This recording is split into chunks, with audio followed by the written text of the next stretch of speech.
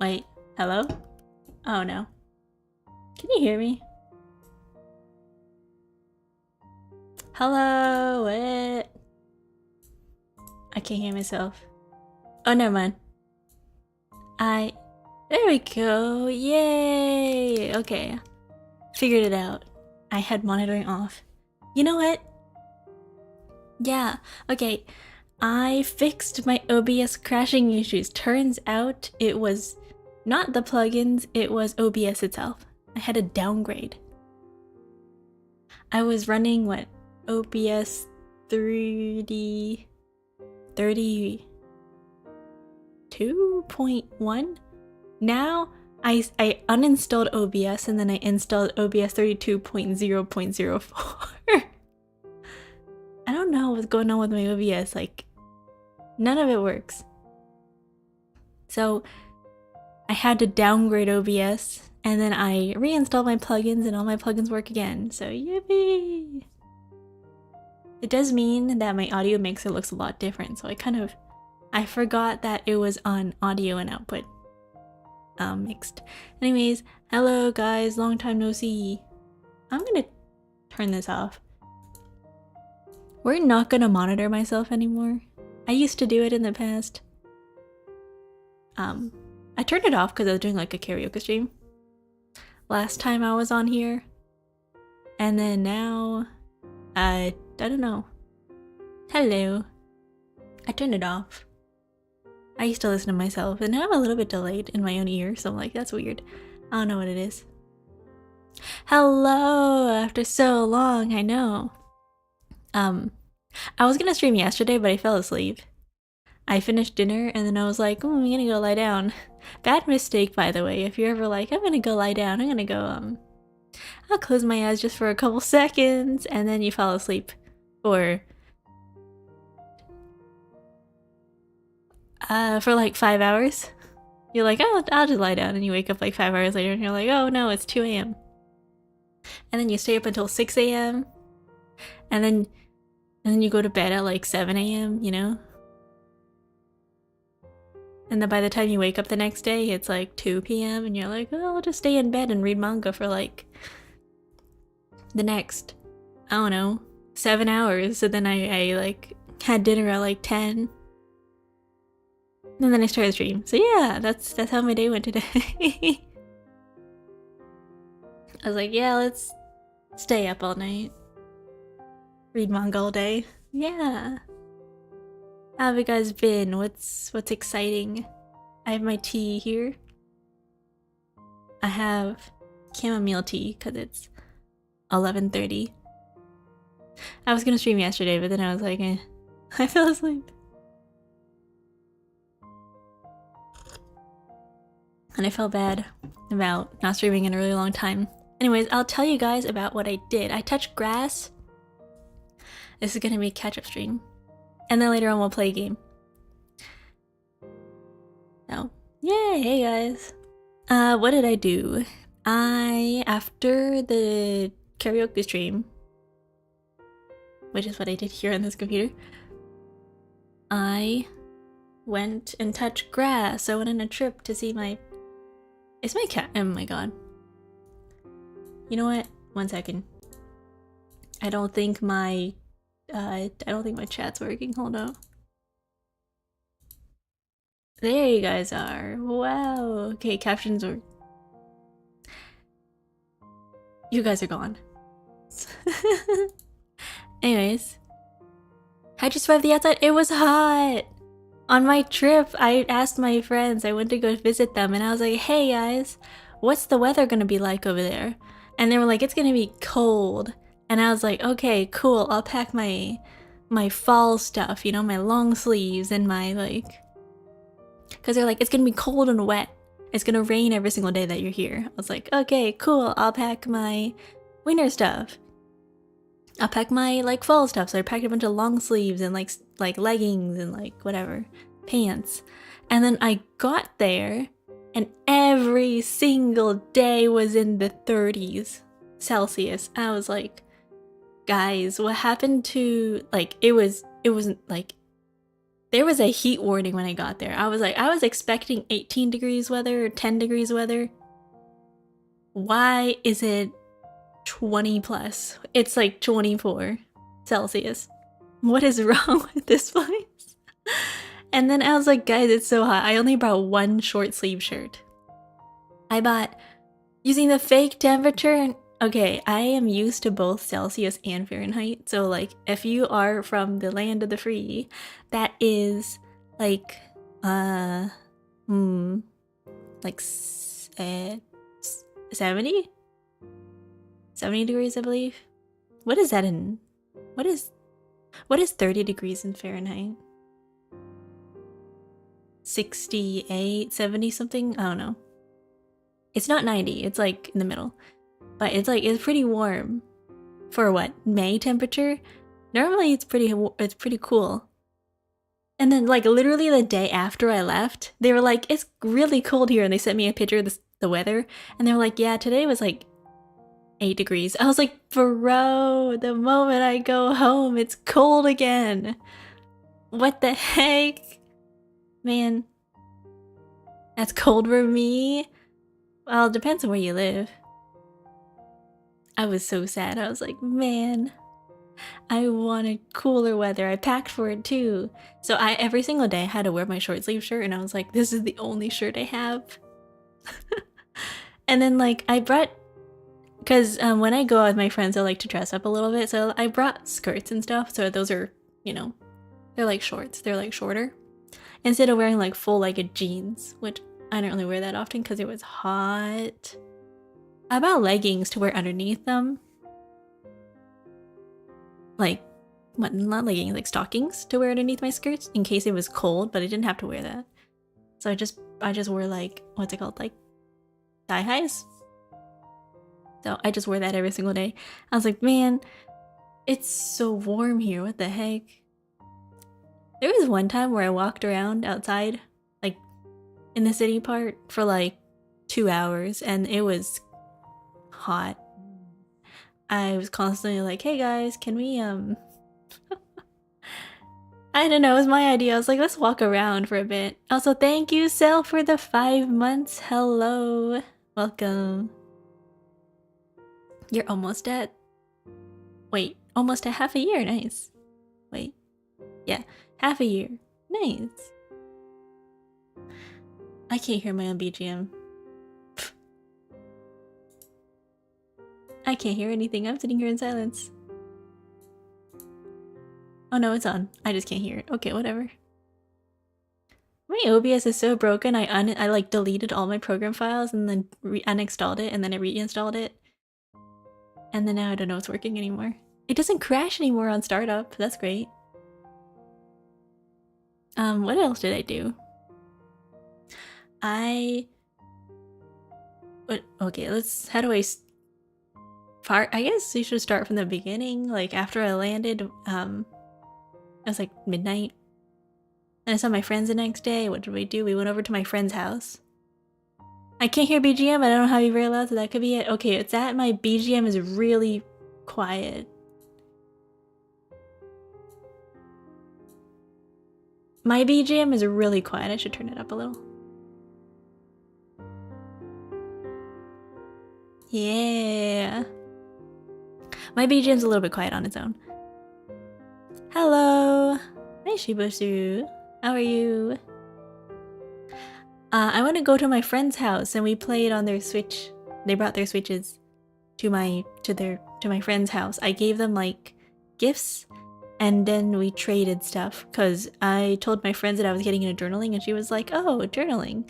I'll give you all my stuff." And so she gave me like a bunch of like stickers and her washi tapes, which are really old, by the way. I didn't tell her this, but like some of them are really old and they don't stick very well. I'm okay, how are you? I'm good. That's good to hear. I'm glad you're doing well. Yeah, use your stuff, because otherwise it gets old and it gets not sticky, and it's like, also it's really outdated.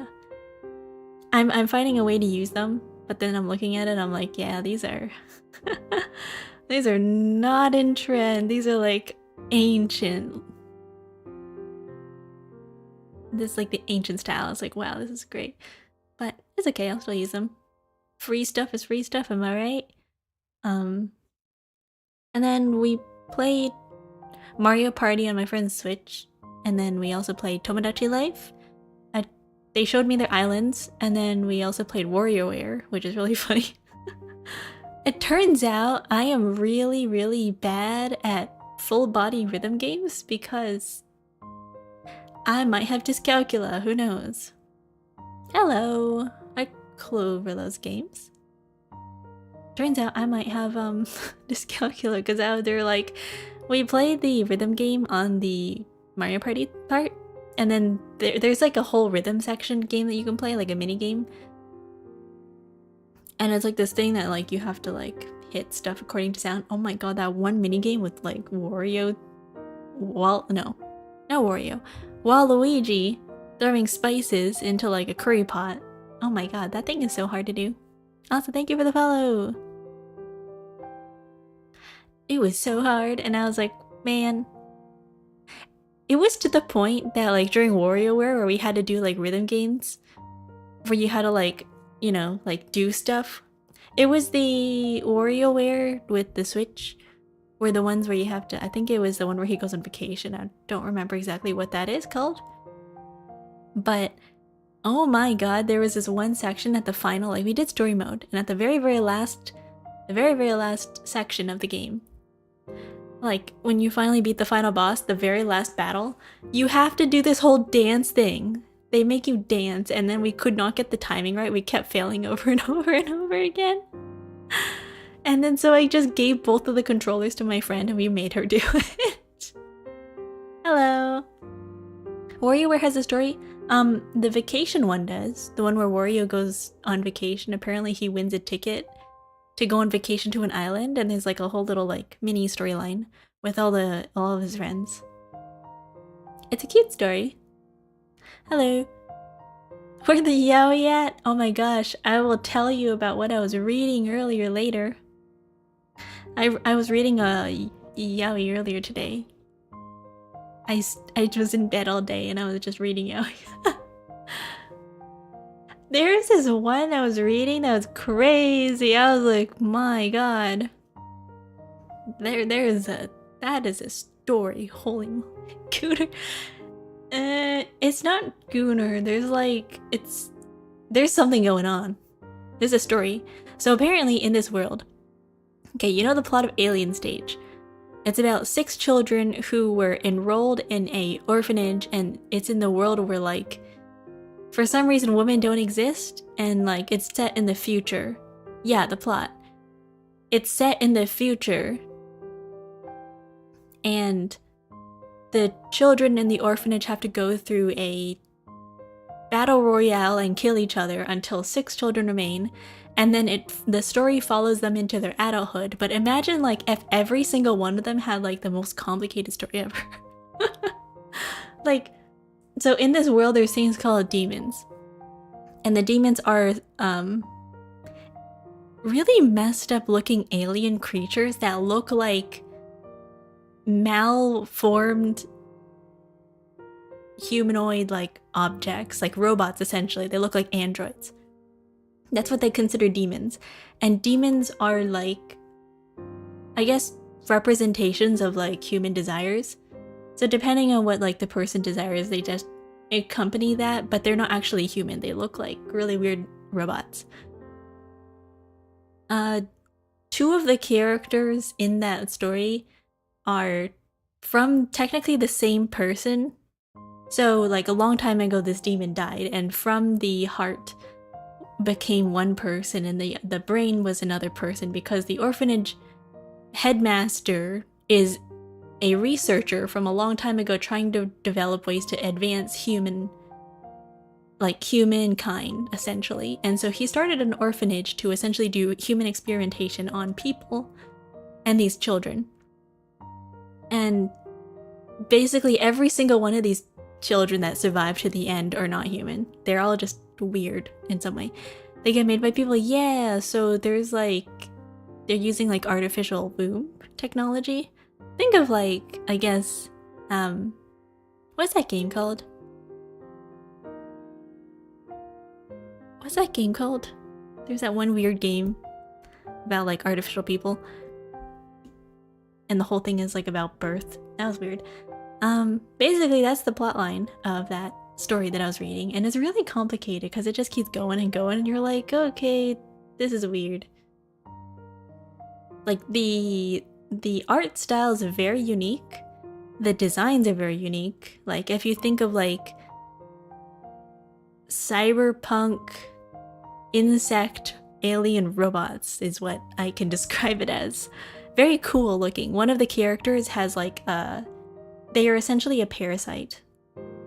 Their body is a host for a giant parasite, and when they were young, they turned into like this giant like centipede like creature that lives out of their spine, and they just kind of like it bursts out from like their chest. It's really cool. Steampunk or cyberpunk? Cyberpunk, like eldritch cyberpunk, if you can imagine that. So it's like a futuristic robot parasite apocalypse. Okay, dude's cracking. A little bit, yeah.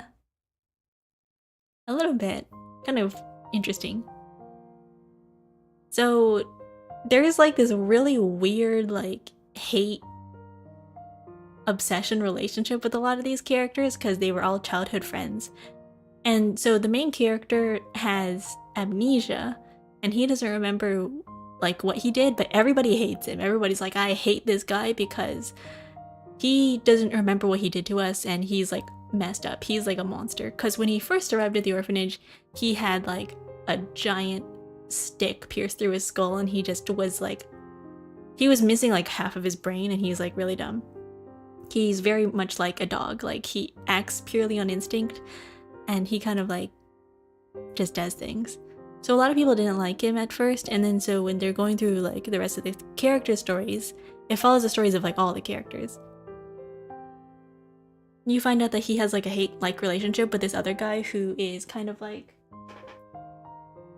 I don't know how to describe him. He's like an angel. He has a halo, but he is kind of like born of egotistical like desire, I guess, in a way. He's like part demon, where the more people worship him, like he's very much like a faker type character. Yeah, there's special races in this. Because all of the characters from this orphanage are not human. They are all like representations of like different parts. So like some of them are literally part demon, and then this one guy, he's like part, I don't know what he is. This genuinely sounds interesting. I'm not even into that. Yeah, it's interesting. Also, hello Belle, how are you? Hello. But the more he's like, I guess, needed by people, the bigger his halo gets, and the more power he gets, the more he has the ability to manipulate people. But the only downside is that when he was a child, the caretaker, the headmaster, manipulated him to take advantage of his like brain. Because he is part human, they took advantage of like his mental state, and they were like, yeah, this guy's prone to depression, we'll just amplify that because we don't want him to get too arrogant. So they took his ego and then they made it like weaker. So it basically turned him from being like a crazy overlord to like this guy with like a lot of insecurity issues. They don't want to get powerful, yeah. Because they said in the storyline, normally when people with these traits exhibit, they actually kill them off instantly. But this director person was like, no, I want to see what happens. So they did that to him. Yeah, it's interesting. Anime adaptation of when? I don't know. There is, what's it called? Heavenly Delusion? No. Yeah, I think it is Heavenly Delusion. If you want a story that's kind of similar, I would recommend Heavenly Delusion. That's an anime. It is about two people who are investigating a apocalyptic world, and one of them is a guy in a girl's body because they did human experimentations on him as a kid, and they transplanted his brain into her body. Yeah, I watched that. It was good. Yeah, I'm waiting for season 2. It was good. I like the whole like alien demon thing. And so I'm interested in, yeah, it's pretty interesting. Hello, TV Zachary. Hello. But yeah, it's a really interesting storyline that I don't know, I was reading it. Half the time I was like, I have no idea what's happening. It's a lot of angst, because it's a lot of like human relationships where they're like, I hate you, and the other guy's like, why do you not like me? What's going on? And then there's like a cloning later on. Oh, Ashika's clip on TikTok? Really? Yeah, there's this one scene that I didn't really like in Heavenly Delusion with like the guy, I think what it was, like the brother, and like her, or him, her slash question mark, where he was like, he kidnapped her and he was like, oh, I know you from your past life, and she's like, I don't know who the heck you are. Yeah, that was weird. I think it was in the later episodes, like episode 11 or 13. I don't like that one. Anyways, on my trip later, what do we do? I went to my grandmother's house. I saw my grandparents, saw my relatives. I went to, let's see here. I went to a perfume store and I got a lot of like perfume samples. So my whole room kind of smells like a mishmash of like different types of like scents. It's really interesting. Like constantly. It's lasting for a really long time. I'm thinking of like sticking my samples in a journal, because I was really interested in this one perfume called De Anam, and it's like this Vietnamese company that makes like scents inspired by Asian cultures. So there's one specific scent called Matcha Soft Serve, and it's really, really good. I actually really like it. I think I might get a sample later on. It's like this really nice, like, have you ever smelled like the scent of matcha? Just straight up matcha, like out of the bag. You're just like, sniff, you know? It smells like that. It's a little grassy, it's a little earthy, but then it fades away into this really powdery vanilla scent. It's really cute. It's really soft. And then if you put it on your like skin, the matcha scent kind of fades away. Why are you sniffing the bag like we? Because I like the scent of matcha. It's good. I just like the scent. It smells nice. And like you put it on your skin, and then the matcha scent kind of wears away after like an hour or so. So initially it smells like matcha, and then it goes away and it becomes like this really nice like vanilla scent. It's a really, really soft like vanilla scent. And I would recommend it if you ever have the chance to try it. To try the perfume. Just be like, ooh, I want to try this. There was other scents from the same designer from Denim, and they're all really interesting. Like some of them are strawberry mochi or like rice. They're literally a rice scent. There is like strawberry daifuku. There is I don't remember, like snow or something like that. It's interesting. Yeah, rice. I don't know, I liked it. So I have a lot of scent samples from that company, as well as one that was like from Jake Dark Markups or something like that, called Bubblegum. It was bubblegum, but it was like the fruity type of buttergum. No, buttergum. Oh my god, my brain. Bubblegum. My brain read butter. Bubblegum. No. Bubblegum and apple pie. No, I don't know, I got a lot of like different samples. Mixed together, they're actually not that bad, because I have like a preference for certain like scents. So all of them just kind of smell a little bit similar. They're not too strong. Like, I'm not too into florals, so most of my stuff kind of overlaps. I like the scent of butter. I don't know if that's weird. Depends, like, are you talking about just when you open up a stick of butter and you're like, you know? Or are you like the scent of melted butter? Yes, okay. I mean, that's okay. I like this. I like sticks of butter too. Both. At some point, butter gets to be too much. Like, It's like with a lot of things, you hit a certain state where you're like, wow, this is amazing, I really want more of this, and then you hit a point where you're just like, oh, never mind, I hate that. It's like, oh man, this sucks. What is this? Never enough butter? Oh no, there is a certain point of butter. And it's like when you go to the movie theater and then they give you like, have you ever been to the movie theater and then they give you like, I don't know if your movie theater has this, where they give you a tub of plain movie theater popcorn and they're like, here you go, add your own butter. So you have to go over to the machine and they have this big pump. Like imagine going to Costco and they give you this thing of like ketchup, but instead of ketchup, it's like this drizzle of like melted butter, and you can drizzle it all over your popcorn depending on how much you want, and you can just keep pumping melted butter onto your popcorn. I don't know if your movie theater has that. Anyway. Hello Kesha, thank you for the follow. Also, hi Adam Nietzsche, how are you? I don't know if you have that. At some point, your butter is going to be very, very buttery, and you're gonna be like, ow, ooh. Eee, gross. Makes me still like butter for the next week. Oh no. Midnight? Yeah, it's midnight. It's 12 a.m. Happy midnight, yeah! That butter has to be stale? I don't know what they're doing with it. I'm sure they're keeping it in there like one of those frosty stirring machines where they keep it warm. Did you know that movie theater butter is actually butter? Really?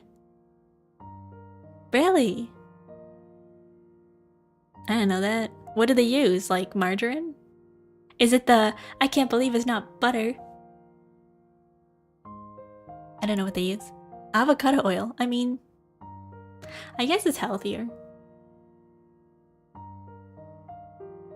I'm sure they clean it. I don't think they leave it there. Maybe. That's a movie theater. Who knows? Anyway, they used to have that at my local movie theater. Is it local? It's a chain. I don't know. They used to have that, and you could like serve your own butter. And at some point you're like, wow, I love butter popcorn. You drizzle it all over, you go a little crazy with it, then afterwards you get really sick of it and you're like, oh man, I hate butter. I hate butter popcorn. Then although it's been a while since I've had buttered popcorn, so who knows. I prefer, what's it called? You know those pans that you stick on the microwave popcorn? They come with the butter, they come pre-buttered. Or like the novelty popcorn that you stick on the stove and then you like, it comes in a little dish pan with a little metal. It's a thing you take camping. It comes with a little wire handle and you stick it on the stove. And then you just turn on the heat and then you just stand there and you watch it pop. Yeah, and then it becomes like a little dome and you're like, oh, popcorn. It's like a camping thing. That's good. Caramel popcorn is never get old. That's true, I like caramel popcorn.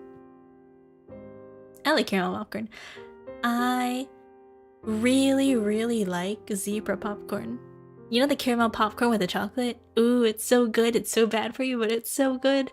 They have it during Christmas season, and I'm like, yeah.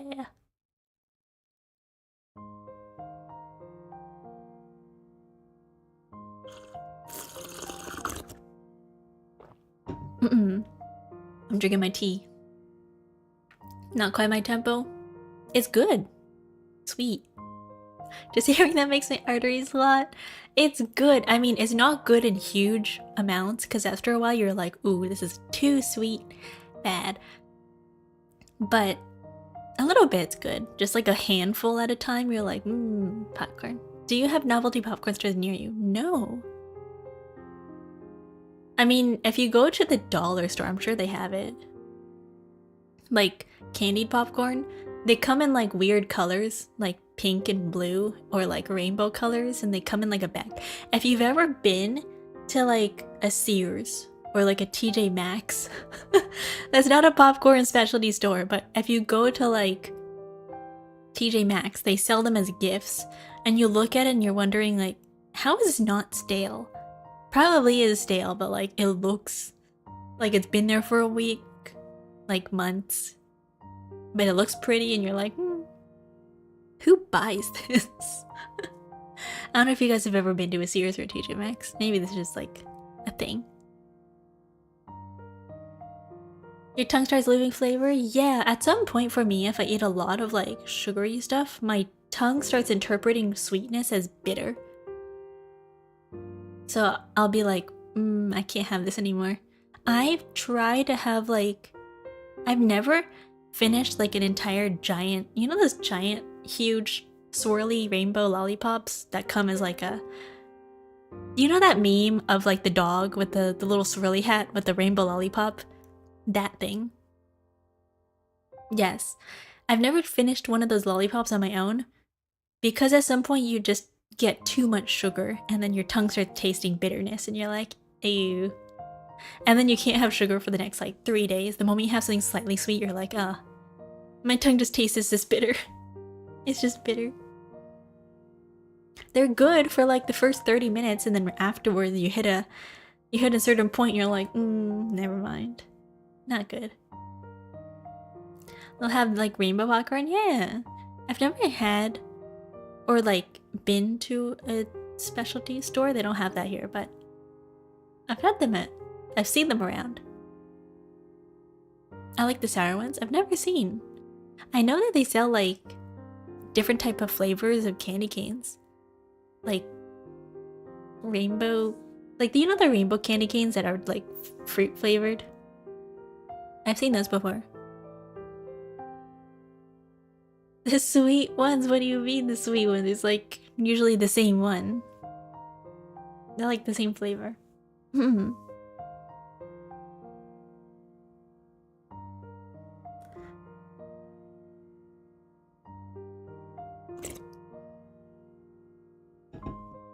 How did we get on the topic of candy? What was I talking about? I had a bag. Oh, been a while since I had candy though. Not really.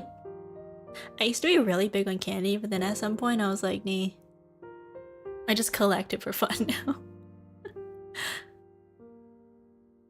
I have like 5 lollipops on like the corner of my desk that I just stare at sometimes because I'm like, yeah. I took them from like every single year. Like whenever people have like festivals and fairs and they give out free candy, or you go to the doctor's office at the bank and they give you like free lollipops, I just collect them. But I don't eat them, I just kind of hoard. I just hoard candy. So like I have a corner in my room where I just have snacks. And it's kind of growing, I don't know what to do with it. It's there for looks, and then once in a while I'll be like, yeah, let's have a treat. And then I'll be like, never mind. So like my desk is just covered in candy. Hello, this is my second stream, I think. Nice! Welcome back. Hi. How are you doing? You dumped the citric acid on after you eat the gummy worms? Nice. I think you could just do that on your own if you bought like... Do they still have pixie sticks? If you have like a bag or like a little thing of pixie sticks, you can just dip stuff in there or like Fun Dip. Like, I used to really like Fun Dip as a kid. That was one of my favorite candies. I used to like taking the stick and like sticking it in the candy powder, and then afterwards when you run out of like the powder, you're just like, I'm just gonna eat the stick or like dump the powder in your mouth. Hopefully we get feet today. No, but we get house. We get house today. Fun Dip is fun to dip. It is. At some point you get annoyed with it though, because the stick takes forever to eat. You're just like, no more powder. I'm just gonna eat the stick like a bone. No, feet closing stream. Hey, no, there's better things out there than feet. This can't be my brand, guys. This can't be what I'm known for. Like, they're like, oh, you should have a niche. Is it raining? It's raining. Oh, you guys can't hear it because I have a filter on, but it's raining outside. Nice. This cannot be my niche. Your voice is so soothing you can love me to sleep. Yeah. That's nice. I do stream at late times, honestly. Or late for me. I don't know about you guys. I should go to sleep? Yeah, go to bed. If it's late for you, go to bed. Go to bed. I don't know what I'm doing today. No, that's not true. I was gonna talk about my thing, and I was gonna yap for a bit, and then I was gonna be like, let's play a game. It's gonna be a really short game. It's gonna be like, we're playing Anatomy from Kitty Horror Show. Came out in 2016, and it is a horror game where you collect tapes and then you play the audio off the tapes over and over again. That's just the gameplay. And then you listen to the great sound design and you just wander around a house. That's what the game's about. Thank you for the follow. Good night. Let me send you off. Oops. There you go. Good night.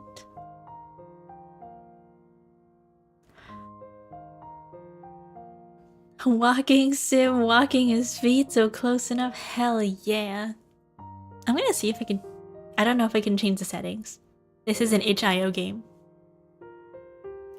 This is an itch.io game, and the moment I clicked open the thing, you know, instead of booting up the game and it comes out like right away, it gives you the pop-up first on like the windows, and the windows is like... pick your... I don't know if you guys have ever played visual novels. It's like... pick your aspect ratio, and then you have to pick your settings from the boot up screen, and it looks like a Windows installer. Yeah. That's what the game is. You're like, oh yeah, this is old. Anyways, what did I do on my trip? I went out to eat a lot. I went to a Japanese restaurant. It was so good. My mom could not stop going back to this same restaurant every single time. I was like, we were all like, my brother especially was like, can we stop going back to this place? We've been here like 5 times. And my mom's like, no, while we're here, we have to get this. So we had the same place every single day. I mean, it's good food, it's just a lot. And then I went out, we went to a bracelet. By the way, this is such a ripoff. There's this place in this city where you could make charm bracelets. Because my friends saw a TikTok where you could make charm bracelets for $1. What they don't tell you is that you can pick 6 charms for $1. Yes, that's true. But there is a whole separate section where you can... The charms from that section are $2 each. For like one tiny little charm.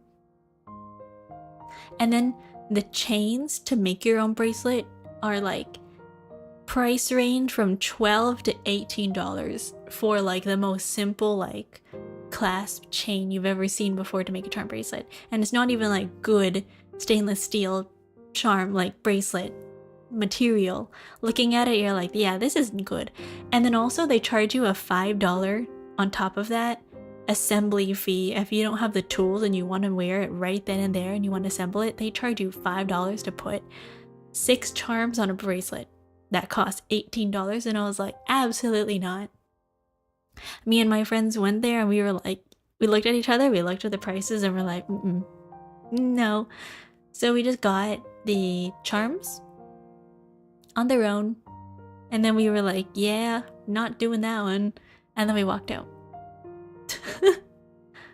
It's expensive. I don't know how some people were like, yeah, that's a good price. I was like, no, I can find the exact same bracelet on like, I could make that myself. If I go to Michael's and I buy like chains, I could make 5 of those bracelets for like maybe $5. I don't even need a pair of pliers. I can just do it myself with like my fingers. Or like something, other type of pliers. It was a ripoff, I know. I was like, I guess that's how they make money. So that's what we did. And afterwards we walked around downtown a little bit. Got bubble tea. We were going to a bingsu place, but then the bingsu place was like, oh, we don't allow sharing. We were like, okay, that sucks. And then we went next door to like a bubble tea place. And what did we do afterwards? And then we went to the perfume store. We just tried a bunch of perfumes. And then afterwards we went to the mall. I walked around the mall. The perfume place was located in an area that had a lot of like rich stores. And walking around that place, you see a bunch of people just like having parties. We're like, wow, these people are just so fancy. And then at the mall, I went to Muji. Yay! There's a store called Muji, and they have a lot of nice stationery stuff. So I was like, I'm gonna go there, and I got a bunch of notebooks. That was nice. We were thinking of getting a present for our friend, but then we looked at the prices of the frames, and we're like, absolutely not. And then like we sat down in like the bedroom section, because like Muji is like a fancy IKEA. Imagine like an IKEA, but with like Asian/Japanese aesthetic. Basically, that's what a Muji is. So we were sitting at this table and we were like there for an hour. We were like, this table's nice. So we just sat at this table. And this worker walked over and he was like, hey guys, what's going on? And I asked the guy, I was like, hey, how big is this table? Because this is a good sized table. Like, it was a great sized table. Bigger than my table right now, but it was a perfect size. It was low to the ground. And I was like, okay, first of all, not good if you're older. You're gonna have knee problems. It's very low to the ground. But it is a comfortable size, like tabletop size-wise. Not height-wise. Height-wise kind of bad. Size-wise, perfect. It was being advertised as like a solid oak dining table. Or like coffee table, I don't know what it was. But it was really short. But it's also really, like, the size was great. I was like, hey, what size is this table? And then the worker came over and he was like, I'll get back to you on that. And then he walked away and we sat at that table for like 30 minutes just talking. And we were like, he's not coming back, is he? He went to the back, he went on his phone, he's not coming back. We were just like, okay, he's gone. Oh well. Hey Nairis, how are you? Well, he just left. We're like, okay. Yeah, and then the moment we got up to leave, he walked back the same way and we were like, wait a minute.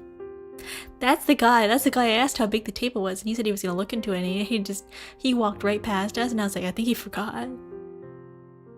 I think he forgot about that one.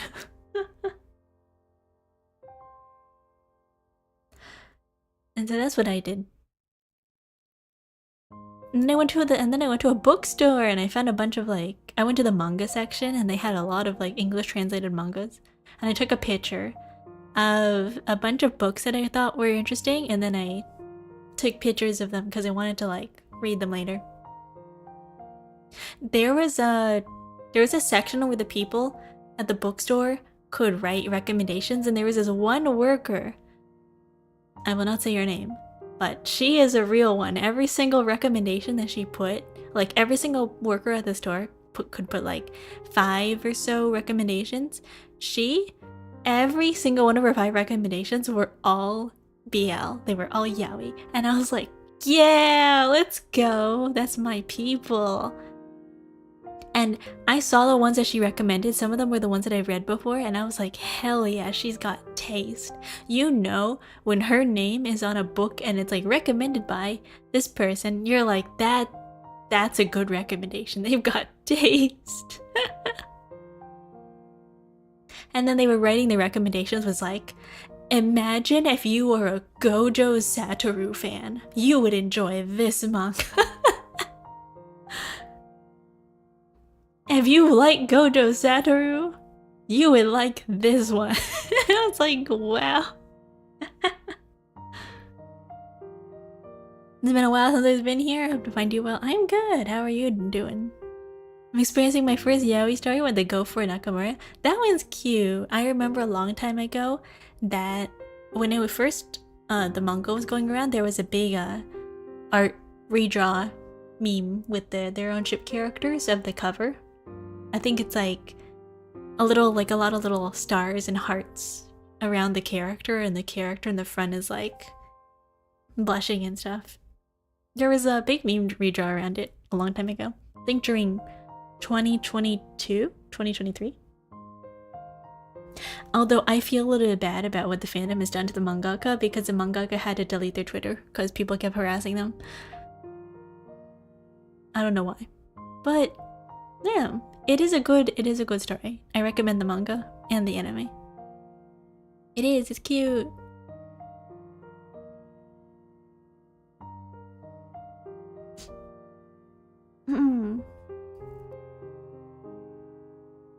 I'm gonna drink my tea.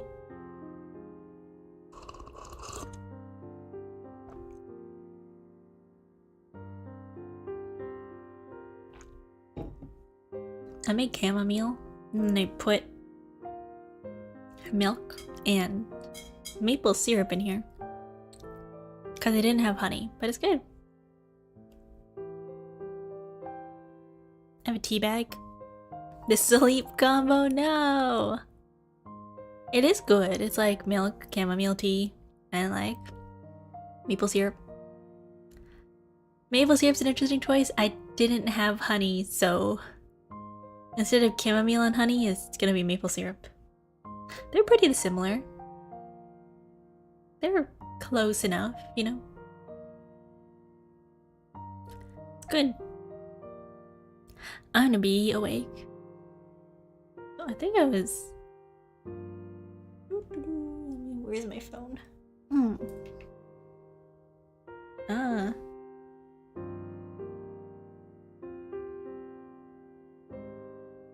One sec, let me...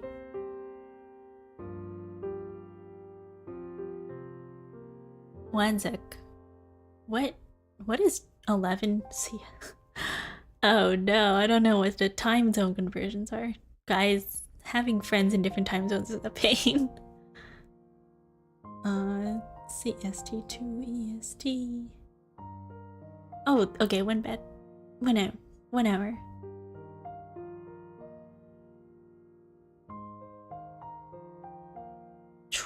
Oh god. You know the thing I struggle with the most is 12 p.m.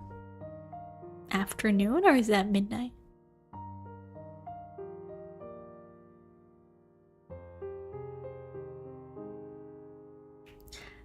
Anyways, I took a dyscalculia test and they were like, yeah, you probably have like math dyslexia, and I was like, great.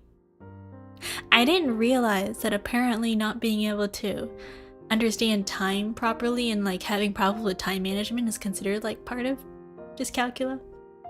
Well, that was interesting. I was like, no wonder I struggle with math. I was like, hello, I thought you were... Never mind, wrong person. I was like, I thought you went to bed. Darn Americans using 24-hour format like civilized people. You know how many times I've had an assignment that I forgot was gonna be later, and I was like, hey, there is a reason why all my teachers specifically have assignments due at 11:59 p.m. Because if they make it 12 a.m., you have a lot of people like me who's like, hey, 12 a.m. Isn't that like midnight? I have time. And then it turns out it's afternoon. They're like, oh, 12 p.m. I was like, oh, that's midnight. No, it's apparently morning. So I've missed finals. I've missed assignments because they're due at like 12. And I'm like, okay, 12 p.m. Is that like nighttime? That's like midnight, right? And they're like, no. So sometimes the time will pass. And then they're like, yeah, that was due earlier in the afternoon. I was like, what do you mean? And then I literally would email the teacher and be like, instead of being like, hey, I missed the time because I don't know what time it is, I would email them. I'm like, oh no, it's so unfortunate that I had a blackout during that exact time period and I couldn't do the final. Oh no, so sad, I had a blackout. They're pretty fun. They're pretty good about that. I emailed them later, like 3 hours later. I'm like, oh, I can't access the final anymore. Well, hey, I had a blackout during that time. Is going into your girl failure report? Hey. How is that girl failure if I can't tell time? Is that why you always schedule the waiting room an hour too early? No. It's because I think that I'm gonna start at 10 and then ends up being like, oh, having dinner takes longer than I thought it would. And then, okay, the reason I started stream later today than it was supposed to was I remember I scheduled it at 11:30. I actually started streaming at like 11. I scheduled it at 10:30 and I started at 11:30 because I had to uninstall OBS and reinstall it again and then reinstall my plugins.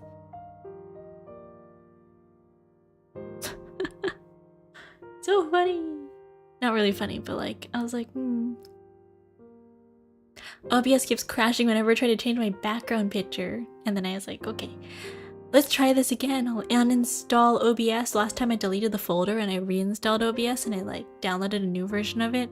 And now I uninstalled it entirely from my computer and then reinstalled it using a different version and it works again. My plugins are fine. I don't know what's going on. You think OBS would be more robust with the amount of time and people that use it? For a free software, it's great. For a free software, it's good. I like it. What does house cannibalism even mean? We're playing a game called Anatomy later.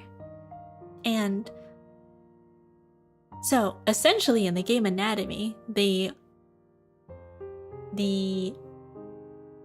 game developer akins a house to a body.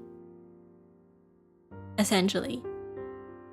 And I was reading an article about this game ahead of time because I was thinking about it. And it was a constantly recommended game when like people are talking about like, oh, what's a good horror game without jump scares? So I was reading a bunch of articles about this game just to be like, oh, what is this game about? They liken a house to a human organs. So every single, like, you know how they say like a house is a home? And like the house, like the heart of the house. So imagine like every single part of the house being like a different organ. You know? You come home, the living room is like where people gather.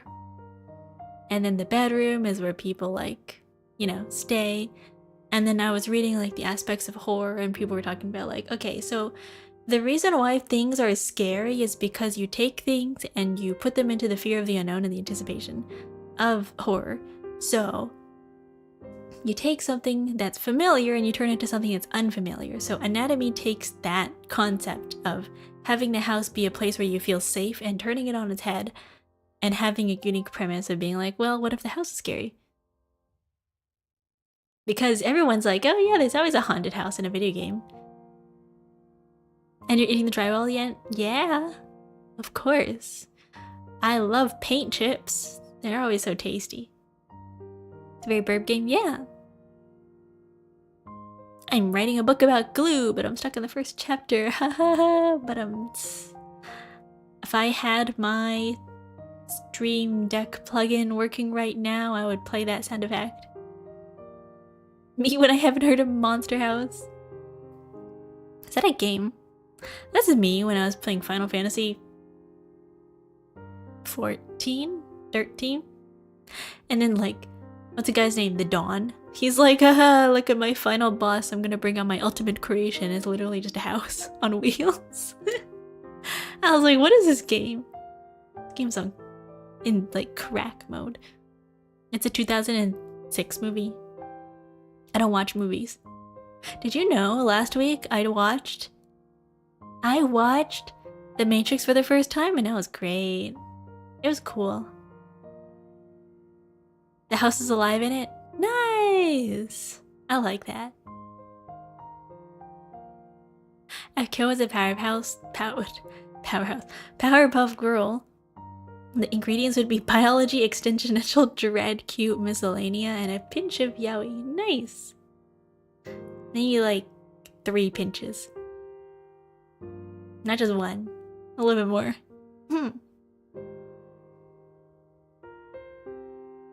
The existential dread is important. Very green movie. Nice. I think houses are cool. I think haunted houses, especially in media, are not explored enough anymore. Like, nowadays everybody's kind of like branched off into like, oh, horror. We need to go after something that hasn't been done before. We're gonna go into like eldritch horror. We're gonna go into like monsters, backroom stuff, the things that you cannot see. When are we gonna go back to like taking the familiar and like going into the unfamiliar, just experimenting with sound design? And you know, eldritch horror is so overdone now, it's sad. It is, as much as for me, I love psychological horror. I like the idea of turning your mind against you, but the tropes that use psychological horror are so overdone that I'm kind of sick of it. Cause like, I needed, like, I'm not talking about okay, you guys are going to an ad in 3, 2, 1. Bye guys. Bye guys. I'll see you guys later. I'm kidding.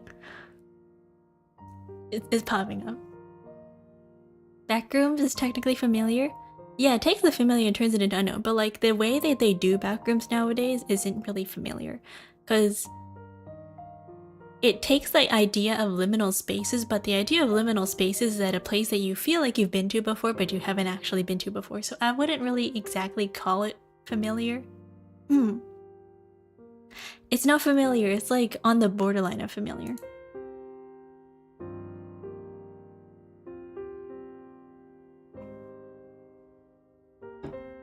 It's like almost there, but it's not like familiar. I think true... Okay, there you guys go. True familiar would be like experiencing a sense of deja vu. Also, you know what I want to experience? Okay, I saw this idea a long time ago, and I think I would absolutely... Okay, I'm gonna wait for you guys to come back from the ad break before I talk about this, because I think it's interesting. Also, my cat has died. I don't know what happened to it. But yes, psychological horror. I really like psychological horror because it takes the concept of like using your mind against you, but I want it done in a way that's not like, ooh, eldritch beings and demons are taking over your mind and making you like psychosis. No, I want it to be done in like a... Why is my captions broken? I want it to be done in a different way. Hello, captions? There we go. They're back. Perfect blue style, yeah! I want body dysmorphia. I want you to have a different idea of what's going on in the world compared to what's actually happening. I want unreliable narrators. I would like to see more like unusual takes and different concepts of like things happening. Sort of like Saya, yeah! Song of Saya, yeah. Like, that's just my daily life. That's the point of horror, to have something that just exists and to have like something different happening, you know? Not just like, oh no, demons are taking over my mind, oh, scary. No, I want something else. Liminal means in between, as in transitional, and we all have been to a hotel or airport or gym, so it is familiar.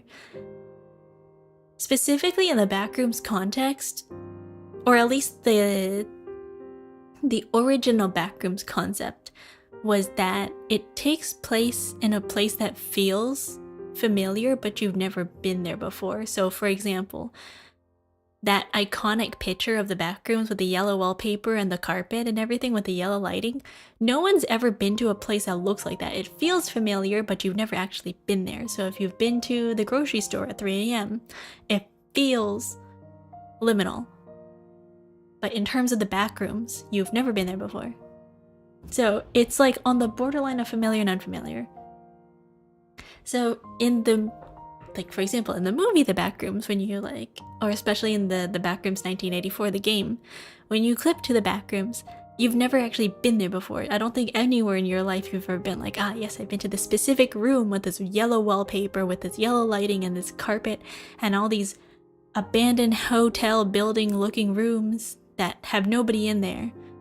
You've never been there before. That's not That's not a place that's true, you know? Anyways, welcome back from the ad break. Here, this is what I was going to talk about. So, I played Pair Eyes last year in October, and there is a upcoming trend of video game. I don't know if you guys seen it before. You've seen it probably before with Exit 8. You've probably seen it before with it's basically called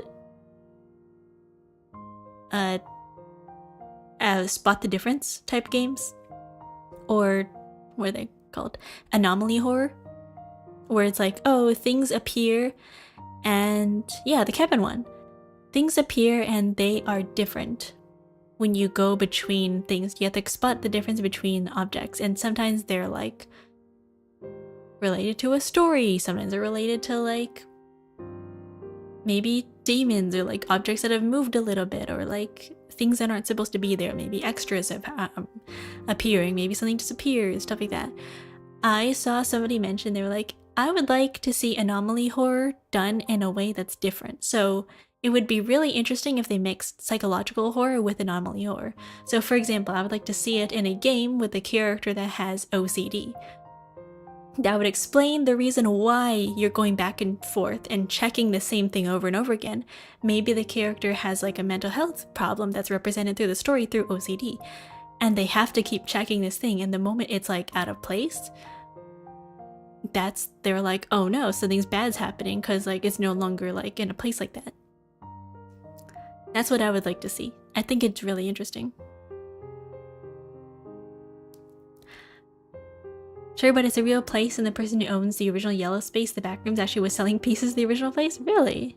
How do you sell pieces of the original place? Like, do they go in with the demolition crew and they're like, here is a chunk of wallpaper from this place?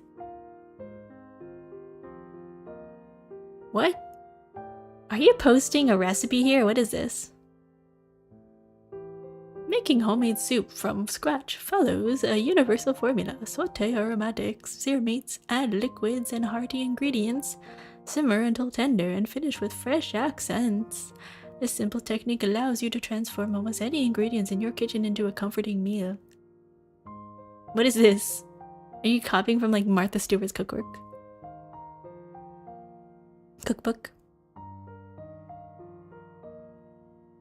All iconic backroom places have a real life location they're based in. I mean, yeah, the original backrooms picture was just a photo that somebody took of like, I think a renovated office building. Like a place in the being renovated. Also, hello Ashley. Hi. But yeah, that's what I want to see. Like, I want them to use, like, because right now anomaly horror doesn't have a lot of storyline behind it. Like the Chilla's Art Train one, or the Exit 8. There's not really a story going on. You could make one up, I guess. But a lot of it's just kind of like, oh, you got teleported to a place and now you have to try to figure out what's wrong to escape this place. I would like it used in actual story. I want a storyline. Like, that's what I want. I know the Cabins one has a kind of story. I've seen people play it, where it's like, you are the wife and like your abusive husband or something is like coming after you, and like throughout all the things, and like the house burned down. I think there's one like house that you find that has like a lot of like fire damage and stuff. That's like part of the anomalies. I want to see more of that. I want to see more of it used in a horror aspect. That's actually scary for me. Why? I want it used in like a story. Nothing scarier than real life. Fire, yeah. Hi, FECKs. That's what makes it interesting. I don't want to see eldritch horror. I think we've had a little bit too much of that. I would like something to take like the familiar and turn it to like something unfamiliar. Something that you do in every single, like, everyday life. That's the reason why I like, I prefer stories that are based off of like real life, because I think nothing's scarier than that. Like, yeah, sure, monsters, scary, jump scares, whatever, but like, none of that's real. It's very unrealistic. Like, I don't like jump scares, which is why I don't play games with jump scares, but at the same time, like, when I'm reading horror, I don't find it scary when I'm reading about it. I don't think I've ever read a story where I'm like, oh, that's really scary. I'm trying to think. I don't think so. When those old horror movies had a based on a true story at the end, don't they put that at the beginning? They're like, hey, this story is based off of a real story.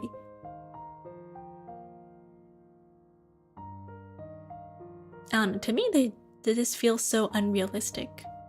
Yeah, they don't do that at the end, they do that in the beginning.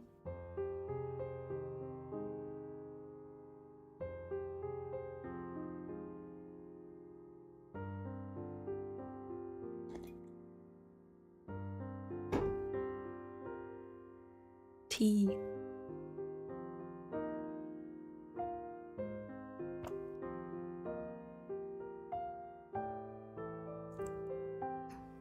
I don't know, I don't watch a lot of movie horror and I don't play a lot of horror games.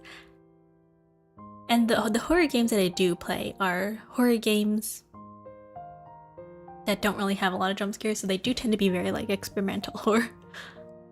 Which I do like, I think they're interesting. The first fatal frame says based on a true story of the American Virgin case. Verse? A virus? I don't know. Is Resident Evil considered horror? I think that's more action. To me, I've seen zombies so often. They're no longer scary to me.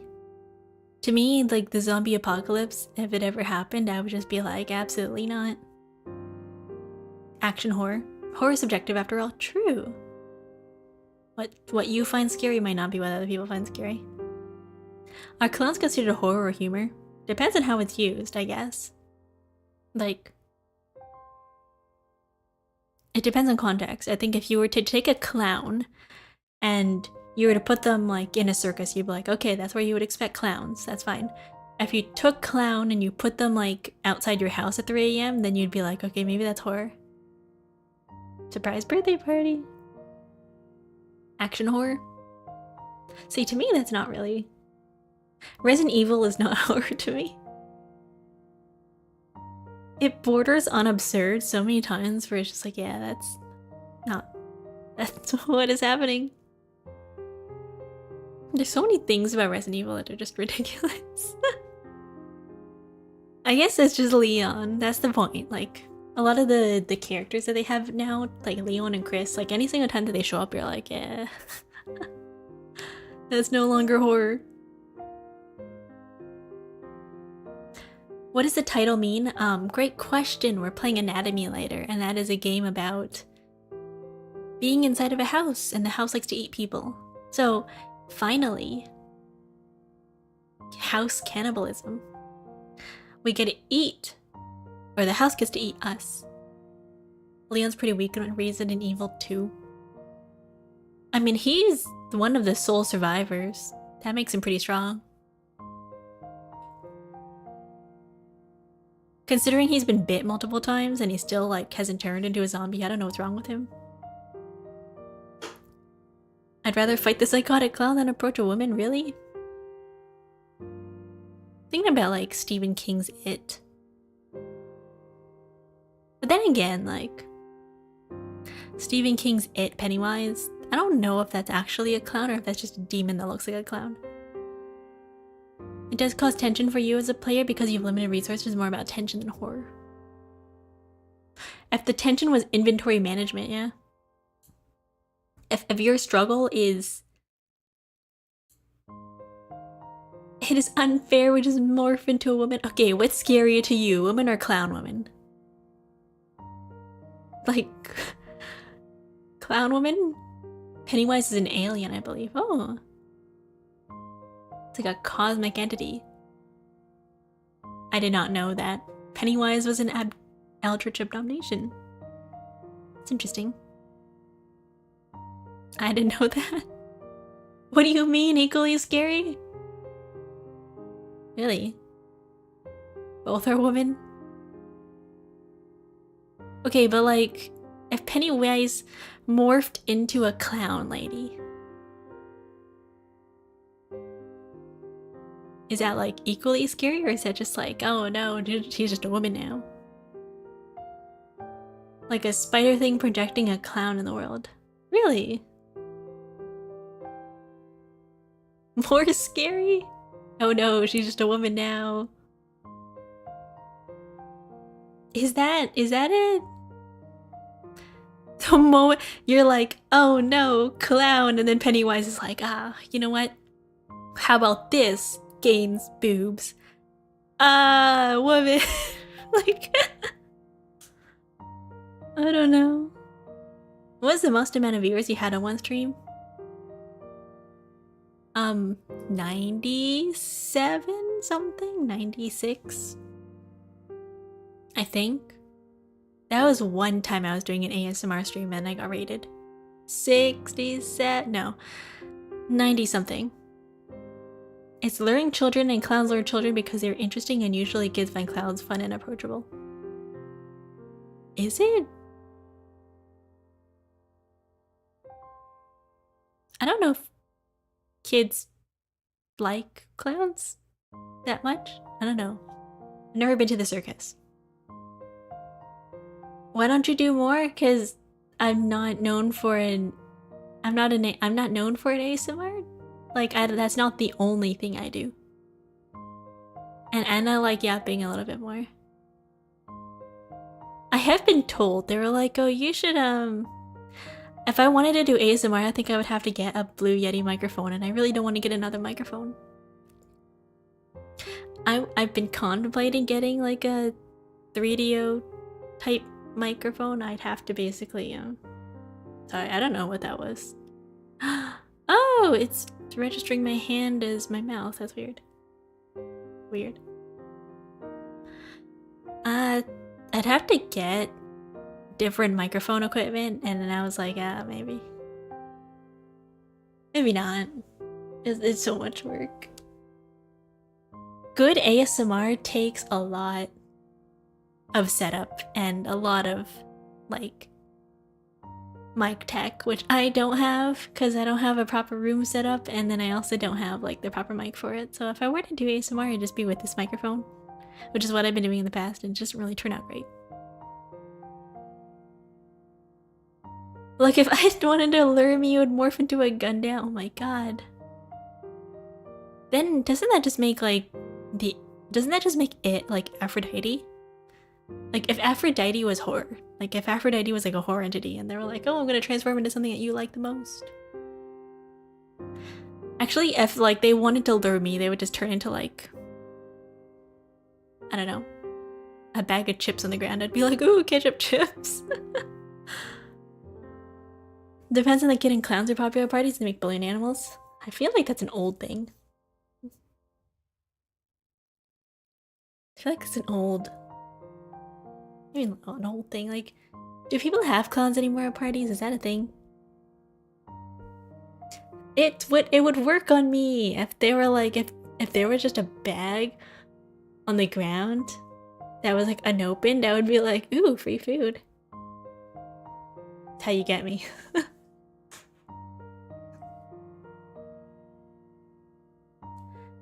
It is an old thing. Stephen King wrote it, and he is old. When was it written? When was it written? Like, Stephen King is known for being one of the most prolific horror writers in like the horror writing genre. I don't know when it was written though. But yeah, he's actually has a lot of books about writing horror. He's talked quite a little bit about writing horror in general, like horror advice, and the stuff that he says is pretty interesting. 1986, ooh. I don't know, it's interesting what he has to say about horror.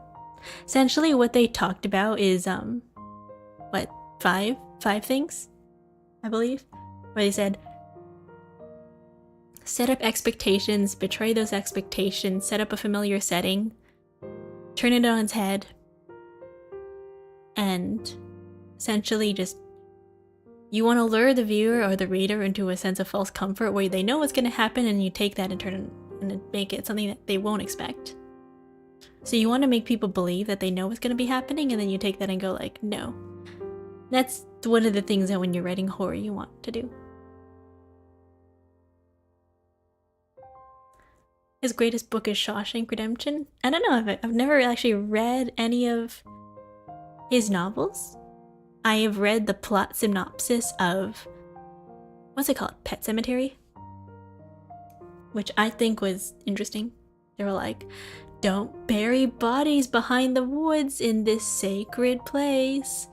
I'm gonna bury my wife in the sacred place. Okay, what do we learn from that? Yay, my pet came back to life. Wow. Does that count as reading an abridged version, maybe? Like the SparkNotes version, yeah? I read the movie summary. Actually, no. Was it the movie summary or was it the plot summary of the book? I don't remember. I read the summary, the full summary of what happens. It was like, I could tell you what happens in the plot.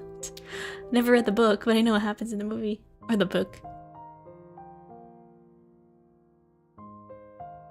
So instead of watching movies, what I'll do is I'll go online and I'll go on Wikipedia and I'll go and look up the plot summaries. So like, I don't know what actually happens in movies, but I do know what happens generally. So I guess in a way I have seen some movies. Like, people talk about... There's like a lot of movies that people reference all the time. Then I'm like, oh yeah, I know what happens in that one. Have I watched them? No, but do I generally know what happens? Yeah. Like, I know what happens in... What? The Truman Show? The movie? Never watched that one. I know what happens. I don't know exactly what happens.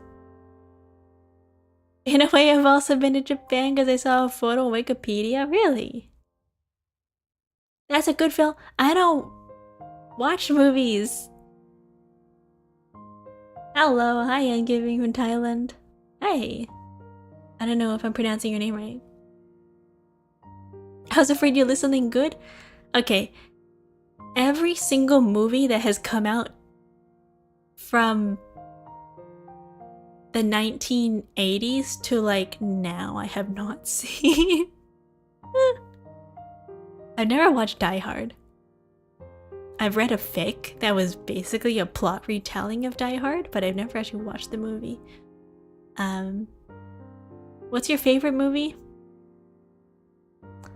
Not a Christmas movie fan? I've seen half of Elf because they play it during school. You know, on the last day of school before Christmas break, they're like, oh, we don't have any lessons to teach you, so we're gonna put on a movie. I've watched Elf, but like we haven't finished the movie because we only had like an hour and a half to watch a movie, and the full movie's like 2 hours long, so I've never finished the movie. I've watched half of The Nightmare Before Christmas for the exact same reason, because it was before Christmas break. I've watched... We're counting half-seas now? Yeah, I've never watched the movies. My favorite movie, I guess, is... Well, I don't think it's a favorite. I can tell you on one hand probably the movies I've watched. Do you hear that? Do you hear thunder? I don't know if you guys could hear that one.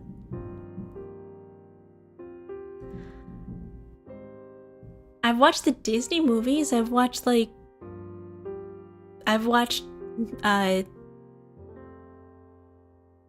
yes, I could hear that one. Yeah, it's nice. I like thunder. What movies have I watched? I've watched Ariel. I've watched The Little Mermaid. I watched Snow White.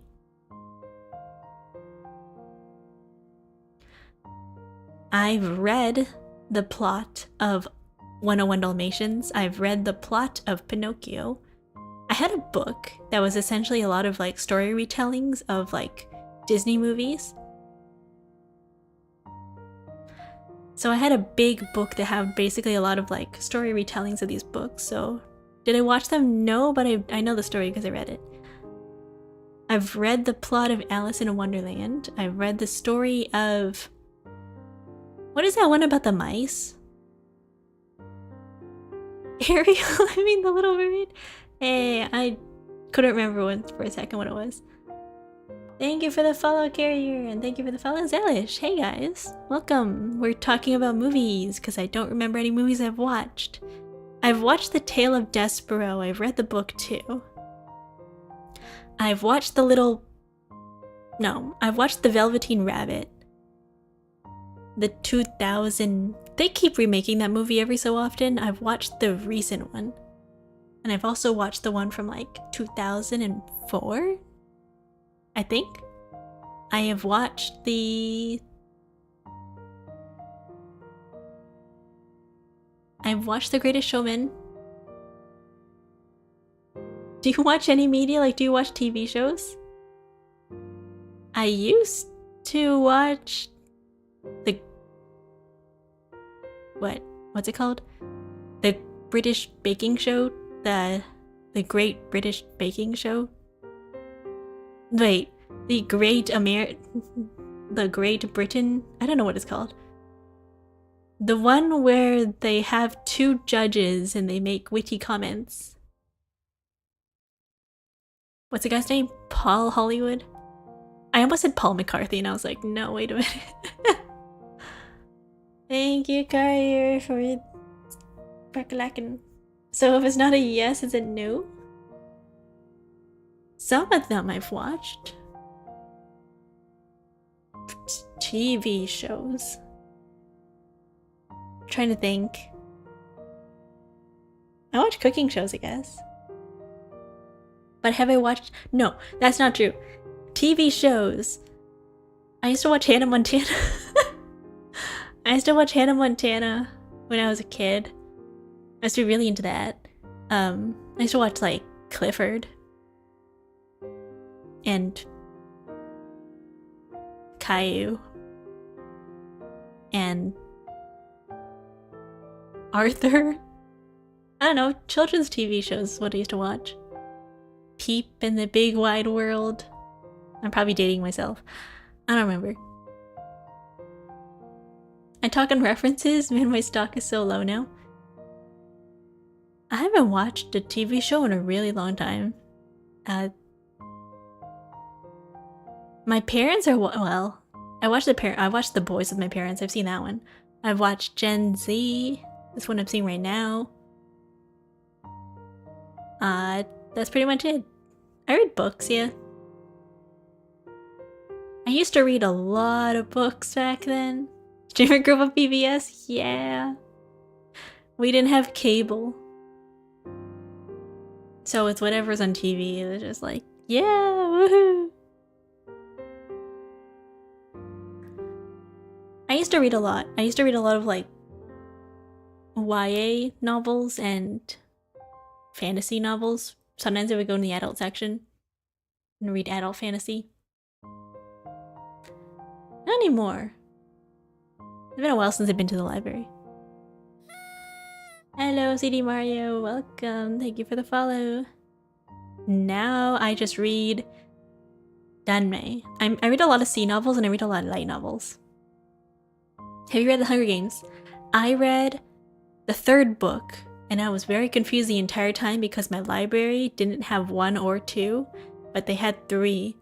So I read the ending and I was very confused the entire time. I was like, okay, so like, why are we suddenly reading her sister's perspective?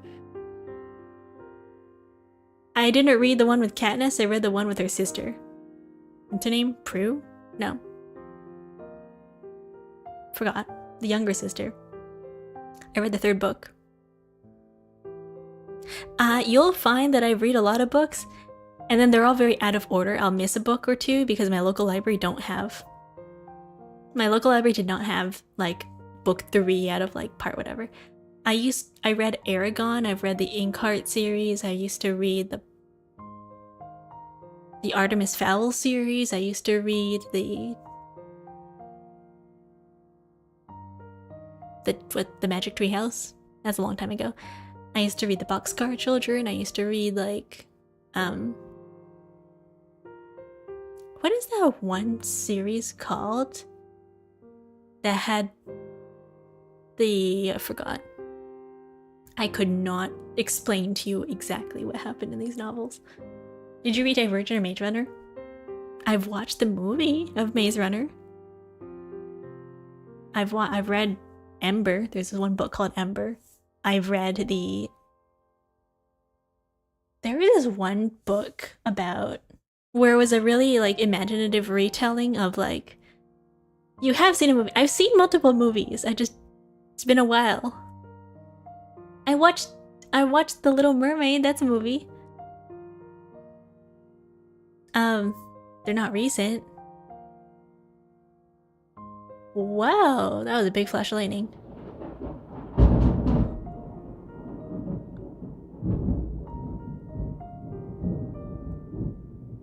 That was loud. I saw a big flash of lightning and I was like, whoa. You guys probably heard that one, yeah. Big thunder, yeah. The Little Mermaid is a good movie. It is. That was probably... Can you imagine? You hear a little, like, a really loud boom and I'm like, gone. It's like, oh no, streamer disconnected. And it's like, oh, bye. I think The Little Mermaid is probably one of my favorite movies as a kid. Have you seen Cars? Yes. Obviously, I've seen a lot of the kids' movies. I've seen Cars, I've seen what's that movie called? I've seen Tinkerbell and the Lost Woods? Whatever series. How many? There's like 5 Tinkerbell movies. I've read the books of those too. Yeah, Peter Pan. Tinkerbell and the Lost Treasure, Tinkerbell and the Secret Wings, something like that. Hello, bros. How are you? What were you guys up to? Thank you for the raid. Hey, guys. We're talking about movies that I've watched.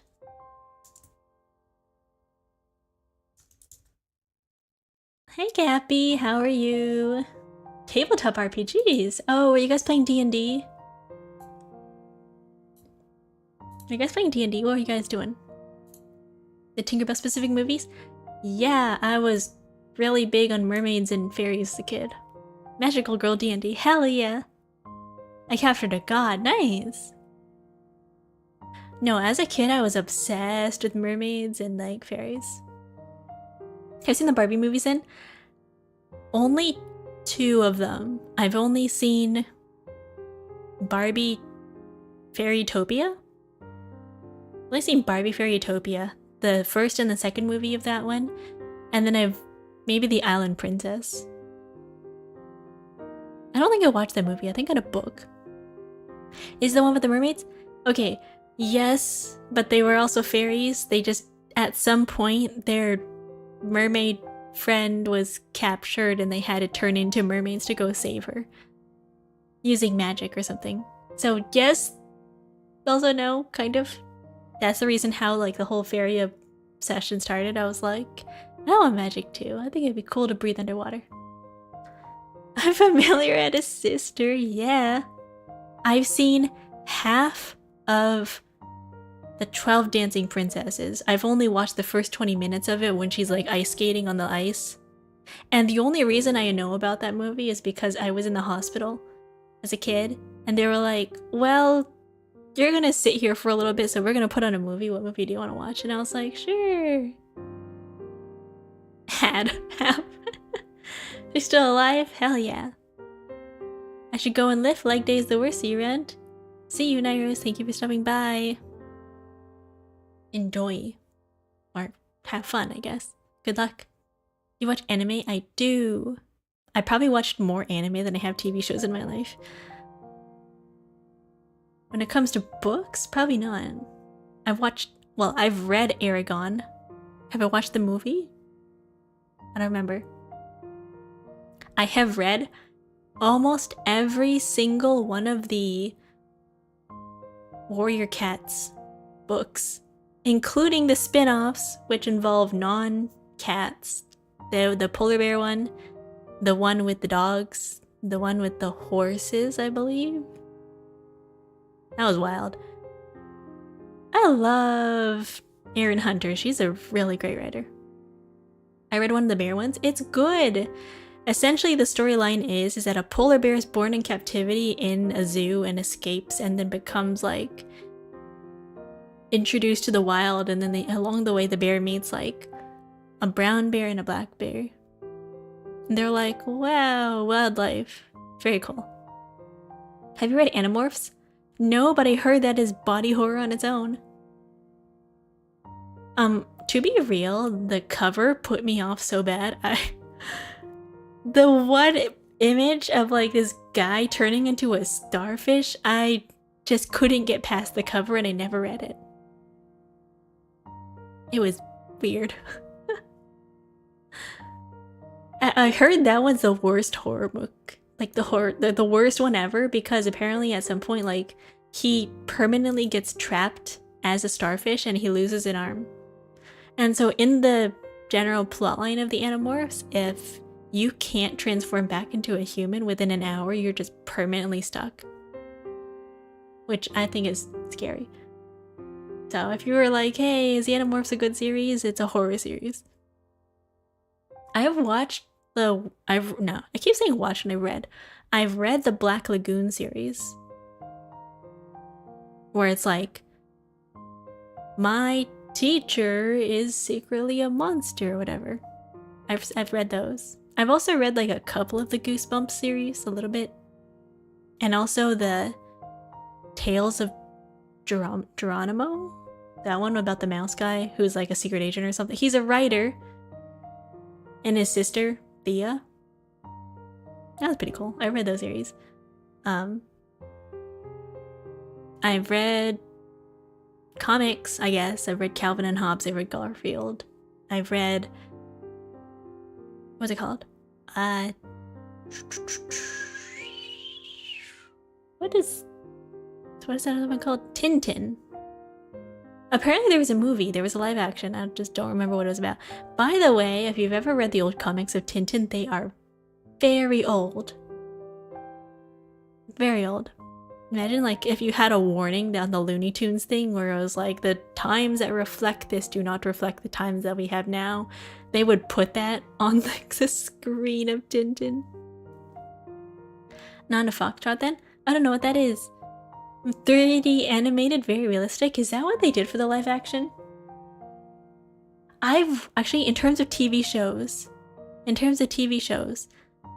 I watched Avatar: The Last Airbender, the entirety of it, twice. I watched it as a kid, and then I rewatched it like 4 years ago, because I was like, I want to rewatch it. So yes, I've rewatched Avatar: The Last Airbender. What a week, huh, Captain? It's Wednesday.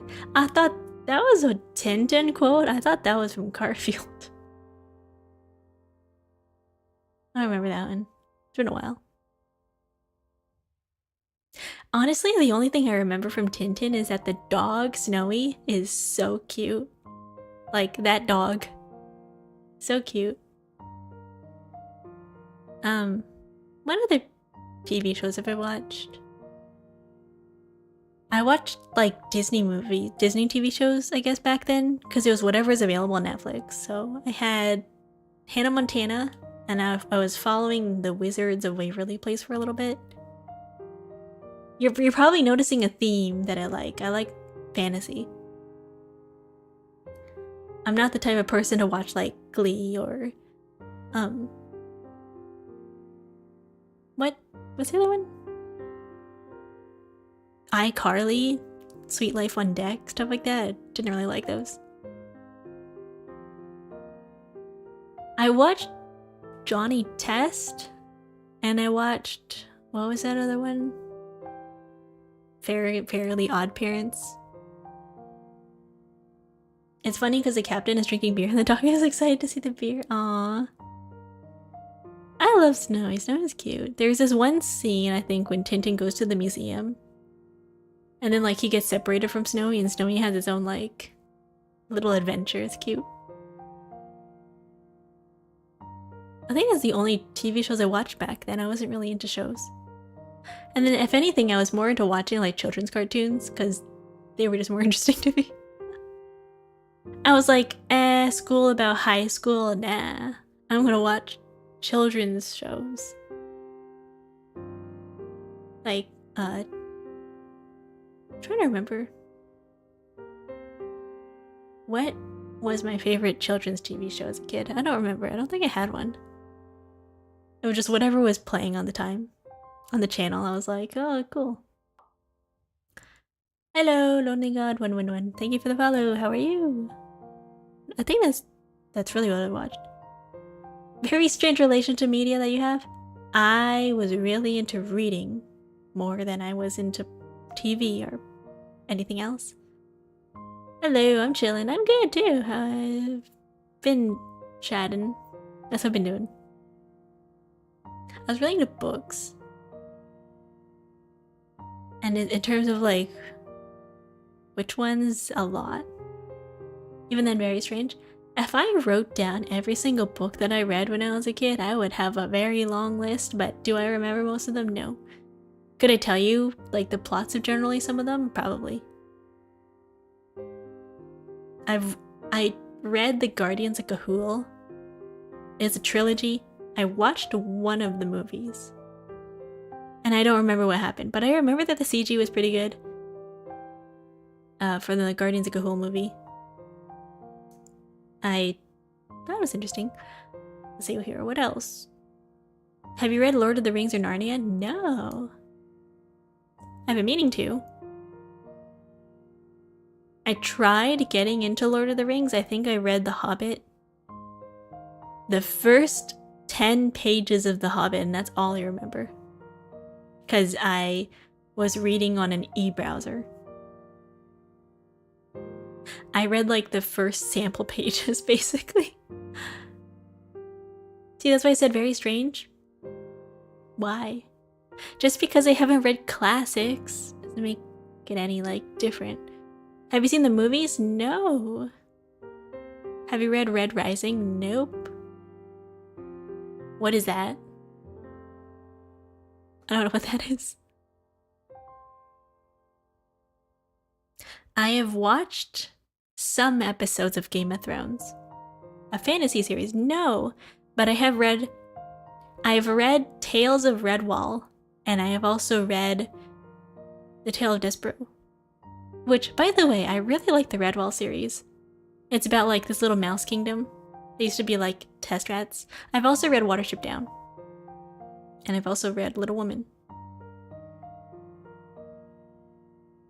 But there is this one specific scene in The Tale of Redwall where they're like, I would really like a mint, like a peppermint, and then they have this like really long specific process of making peppermints. And the way they describe it was very cute. They were like, oh, we take like these little like, they describe it in a way of like this like soft, dissolve, melt in your mouth type of mint. And then they describe it in such a way that you're like, what are they talking about? It's so specific, but it's not actually like, they're talking about peppermint candy, which you, the reader, knows is a peppermint candy, but because they are mice, they don't know what they're having. So they were like, oh, it tingles, and it was like, I don't know, it's just a specific description. I really liked it. Have you seen the Little Women TV show? No, I've only read the book. Which, I hated the book, by the way. It was so boring. I didn't like it, but my mom made me read it because she was like, it's a classic. I did not like it. Every single one of those girls had the most boring lives ever. I was like, my god. Anna Green Gables, I read the first book. I've also read No. Not Over the Garden Wall. I've read The Secret Garden. I've read the first book of Anna Green Gables. And I've read the book about Over the Garden. I've also read this book called The Little Witch, which I think is a cute book. It's an old book, but I liked it.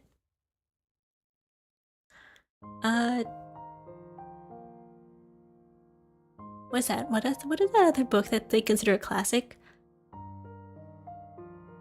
Of Mice and Men. We had to read that for school. And then what was that other one? Not Anna Green Gables. I'm trying to remember what it was. Don't remember. I don't know. Can't remember. To Kill a Mockingbird, I did read that one too. People are like, oh, the character is trying to cope with his life because he complains about everything and it's supposed to be a classic and you're supposed to like explain it to like a contemporary modern mindset of like what it was like to live back then as somebody with no parents or whatever. I thought it was really boring. I didn't really like it. I chose it for a summer reading project and I remember reading the thing and I was like, oh my god. Nothing happens in that book. It's like 90% of the book is his internal dialogue. I was like, okay. Little House on the Prairie? No. I don't think so. What is that book about? Never heard of that one. Little House on the Prairie? Let me look it up.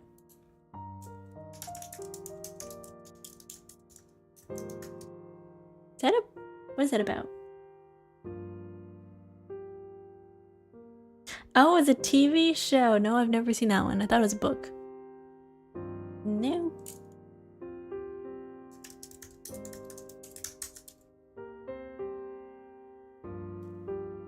Yeah, The Secret Garden. I read that one. Cannibalism? Yeah. Hell yeah. It's about house cannibalism. I don't remember. What other movies did I watch? I've never watched Over the Garden Wall, which I feel like I should. What are those tags? Well, I was talking to my Yaoi earlier. I was telling you guys about these like really cool alien robot demons. And like basically the plot of Promised Neverland, but like aliens. So what gets you to watch a movie, show, or book, or do you just kind of stumble across something and experience it? Mix of things. Could be fan art. If I find the art is really cool, I will watch it. If I like the characters or if I like the plot summary, wow, that was really bright. I pirated a house. How do you do that? If I find the plot interesting, I'll watch it or read it. If I think the story premise is interesting, I'll check it out. It's just whatever I come across. Back in the day when they used to have YA novels, you could read the plot summary on the inside cover or on the back of the book, and that would be like, oh, this sounds interesting, I'll read it. So I used to read a lot more than I watched back in the day because they would actually tell you what the book was about. Not anymore nowadays, because with like a lot of modern books, whenever you try to go into the library and you're like, oh, what is this book about? And then the back entirely is just plot critic reviews where it's like the best book of 2026, and I'm like, okay, what is this book about?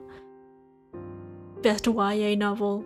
I'm like, okay, cool. What does that tell me? Nothing. Spine thrilling, seat gripping thriller. What do you mean by that? So I'll just read like summaries.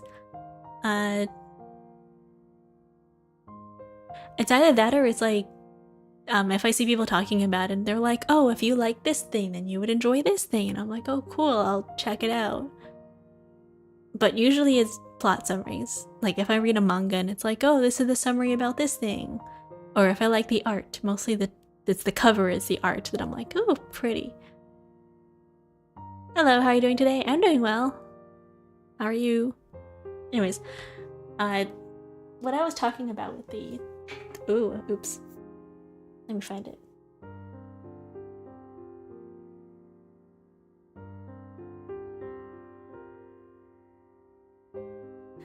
If you would like the story that I was talking about earlier with the yaoi, it's called Sunnyside. What was it called again? Sunnyside daycare. Sunnyside daycare classmates. If you were like, what's that about? By the way, it is rated 18 plus and mature because there are some like, it is a yaoi. There is like scenes, but like half of it is killing. There's a lot of like, if you were to be like, hey, what's the tag for like explicit stuff? And it's like half of it's gore. Like people get cut in half, you know? Is it readable if you aren't a fan of yaoi? There is more killing than there is sex scenes. The sex scenes can probably be counted on like 3 hands, but if it does show up, it's pretty graphic. And also, it's not like normal sex, it's like freaky, you know? They've got monster parts. 3 hands? No, even weirder. One of them's a dog. One of them's a dog. And then another guy has like a... If you've ever looked up cat anatomy... Fun fact, by the way, if you want a fun fact, did you know that cats have barred penises? Did you know that? Isn't that cool?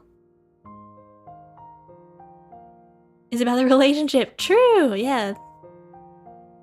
It is readable. If you want to skip them, they don't really have much impact on the story. So if you come across it, which is probably like 4, specifically 4 scenes, you can just scroll past them, nothing really happens, and at the end they just kind of kill each other.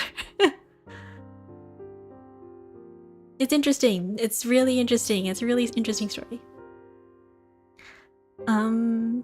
Yeah, fun fact, did you know that cats have barred penises?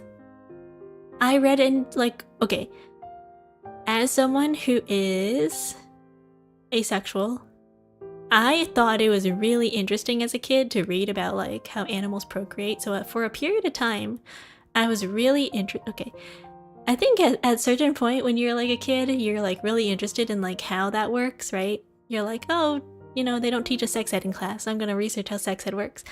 So for me, it wasn't about like humans. For me, I really liked learning about animals and bugs. So I know a lot of random fun facts about that. Did you know echinas have 4 penis heads? Really? Cool. I know that sharks and snakes have 2. And hyenas, female hyenas, have penises. And they're also bigger than males. But it's really weird because that is essentially their they give birth through those. And unfortunately, a lot of hyenas don't make it through pregnancy because they die, which I feel like is literally the worst inefficient method of like having children. Because it's like, imagine giving birth through like the urethra of like, you know, the penis. It's like, why would you do that to yourself? That's so weird. But they do that. And so like there is a very high, like, what's it called? Maternal mortality among female hyenas, because like, yeah, that happens. It's weird. There's a classic duck corkscrew penis as well. Yeah! Did you know not just ducks have that? Some beetles do too. Which I'm not really sure why they do that. And you might be like, how does that work? Inflation! But not the inflation that you're thinking about. Like, literally, they like blow up like a balloon. It's very cool. Yeah. Ooh, big flash of light. Imagine procreating then getting your head bitten off by your partner if you're pregnant. Just hell yeah, spiders do that too. I think this is enough for today. Good night, everyone. No, stick around. We got more to talk about. There's such cool stories in the animal kingdom. Did you know that sharks have live babies, but they're not actually like, they give birth live, but they lay eggs, but they're still alive. You know? Isn't that cool? And depending on the shark, they have different shapes. So there's like multiple shark egg shapes. They're really cool. If you look up like some of them, they're called mermaid purses. They have like different names for them. Sometimes they can be like corkscrew shaped. Sometimes they're like They have a lot of little like tendrils. Sometimes they look like little pouches. They're very pretty. Very cool. I like sharks. And they're soft. They're squishy. They're not like hard. Oh no, I think it's cool. The animal kingdom is big and very cool. I remember learning that ducks have corkscrew shape because females are able to have weird shapes because of aggressive males forcibly breeding. True. Well, you'll find that is the case for a lot of animals in the animal kingdom. They have developed interesting practices that are very specific. By the way, one of my favorite mangas is called Heaven's Design Team, which it talks about like the development of animals and how animals are created from like a third-party perspective. So if imagine like when they were creating animals that there was like a person behind them or a team behind them, and they explain the reason why animals have those parts and what leads to their survival and adaptability, which is very cool. So if you're really interested in animals and like why they exist and like why they have the parts that they do, I also recommend that, reading that. It got adapted into an anime and it's a manga, so I like it.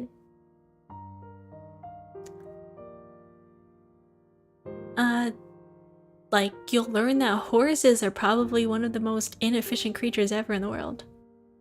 Hello, hi JKR. Why are you saying it like that? It's because you just walked in and you just hear like duck penises and you're like, what? In the bird world, specifically birds, like a lot of birds, same thing with insect mating. It's very fast.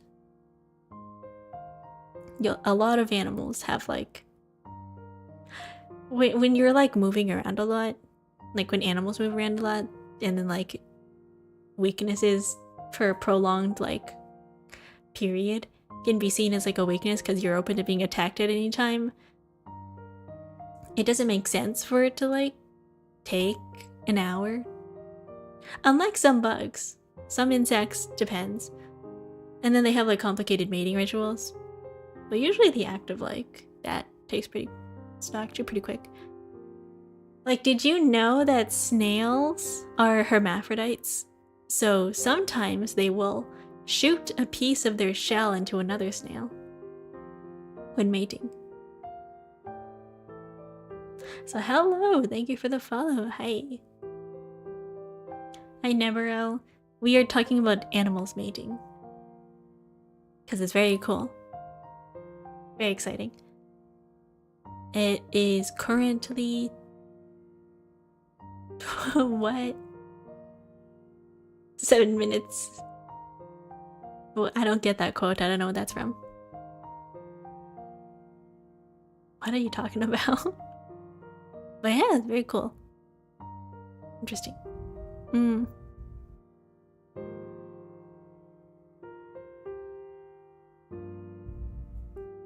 They're not a Resident Evil knower?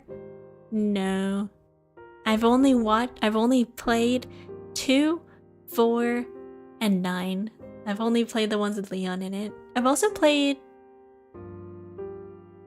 4? No. I played 2 and I think 3. I think 3? No. Was it? I have 3. 6? I don't have that game. Do I have... I have 3, I've never played it. I played 2. I have 3, I never played it. And then I have 4, I played that one. And then I have 6, and I don't have that one. And then I played 9. And then... I've never played 8. Or 7. I heard they're good though. What can fill a room but take up no space? Silence. Resident Evil, and you were talking about how quick animals were? Yeah! Interesting, right? Did you know? Light. I mean, silence works too, technically. Sound. Good guess. Sound, technically. You can fill a room with sound. Air, kinda too. True. I mean, if you were gonna debate about like the relativity of air, because like air is kind of a gas, and can you argue that gas is a state of being? So it's like, well, technically it does take up a space, it does occupy a space if you consider air to be like a thing. Because air exists, it does take a space, but like on a physics level. In a philosophical level, maybe not.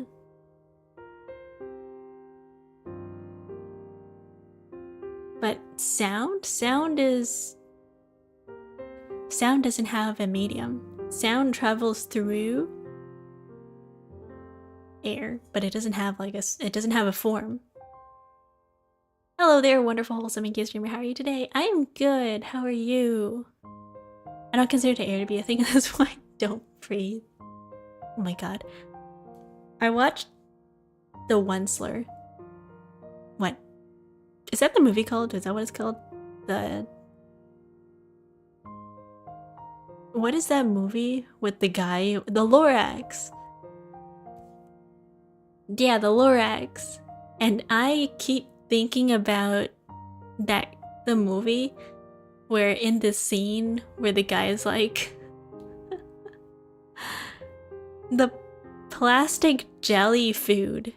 There's this one specific scene where they're like, ah, yes, I love dinner. And it's like 3 cubes of these jello looking things that have, ooh, that's bright.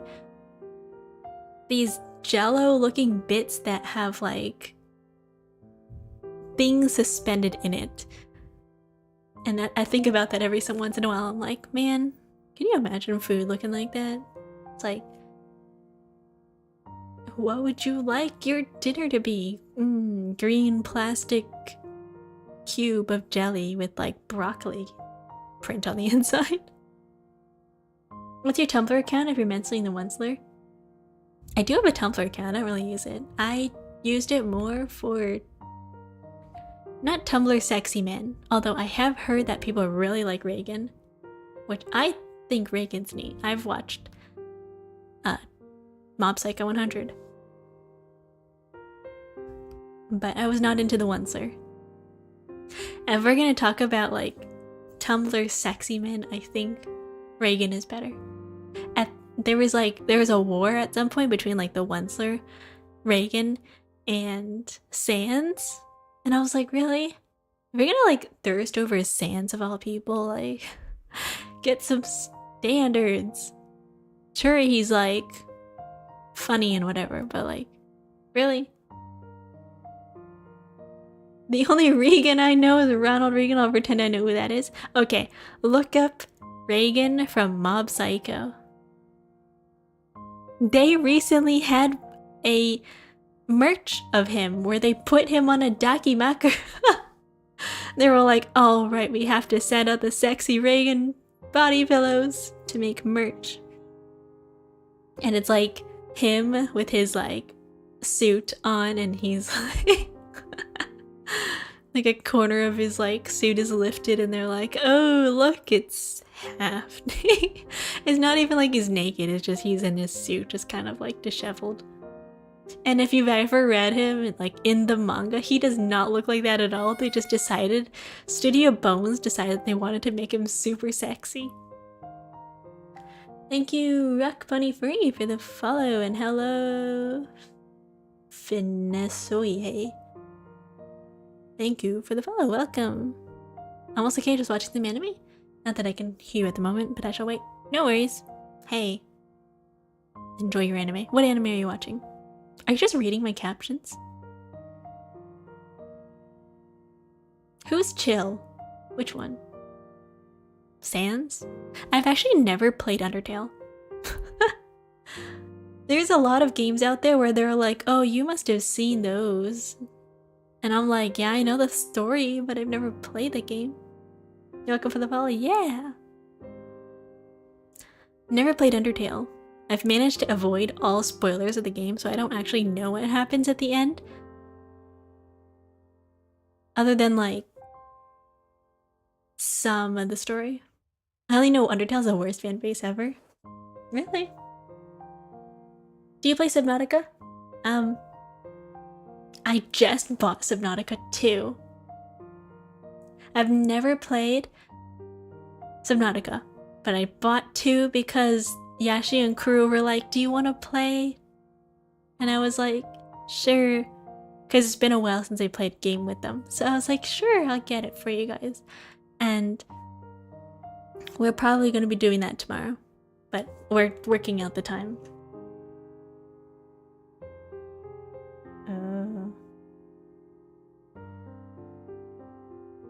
12? What time is this? You're an ad, so they couldn't hear, and ads usually push you in the top small box in the top right if you're on desktop, which is hard to read captions on. Really? Oof.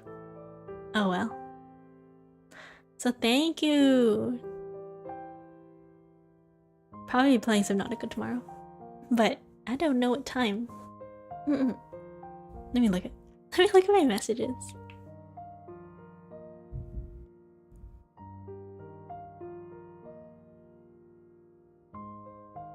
10.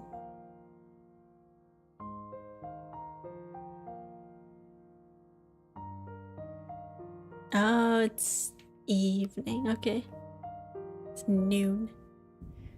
I'm gonna be awake for that.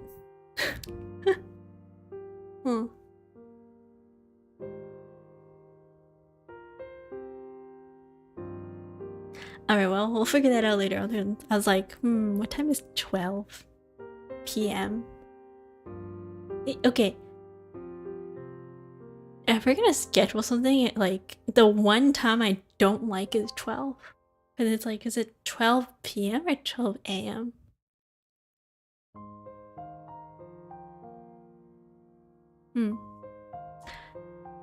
Yeah, I don't know. Anyways.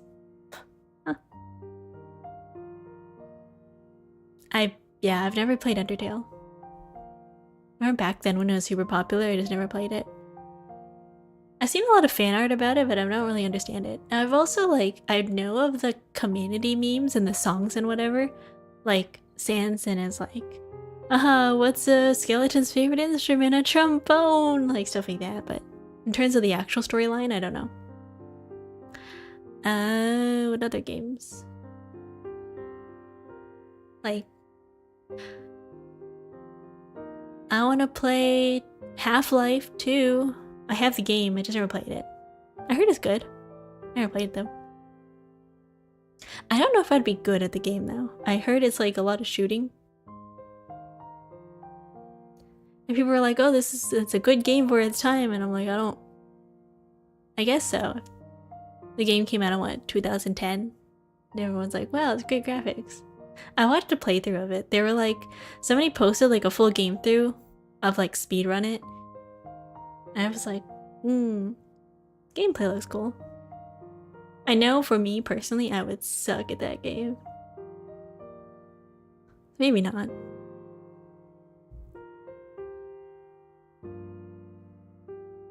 Hello, Alex. Did you change your name, or is that's always been your name? I don't know. Hello. Maybe I should...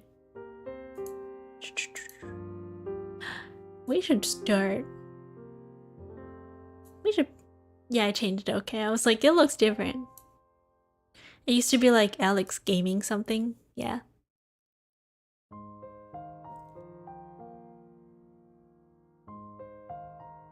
I was like, that looks different.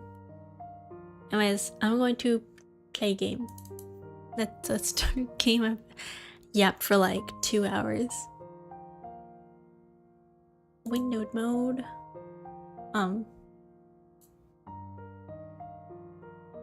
Let's see what's a good aspect ratio. 800 by 600? No, it's just Alex with numbers. Oh, really? Is that what it was? Okay, let's see how this looks. yay, okay, good. Good size.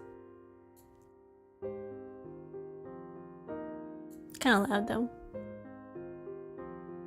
Alright guys, we're gonna play a game. We're gonna play anatomy. Thank you. You said this is really short? Yeah, I looked up how long the average time to play this game is. It's like 45 minutes to an hour. So, we'll see. Also, I have to set up the game. 1 second, let me figure this out. Game capture screen. Oh, oopsies. Game capture. Alright. Anatomy EXE game. Add. Okay. Okay, should work now. Although I can't see anything. It's just dark screen. Hey! Could you damage my sleep watching you? Oh no! It's like... Why am I so huge? It's like the weekend. Ah, nice. Oh. That's loud.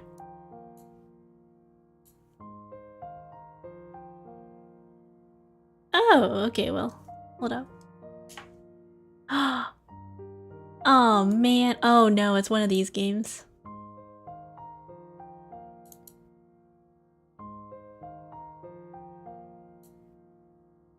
Okay, I can't ever, like, escape. I can't press escape. This game will not pause. If I do, the game shuts down. Okay, and if I click out of it... If I click out of it, it literally... Thank you. That's quality HIO jank. I know I click out of it, it freezes. Oh god. Let me turn off my BGM.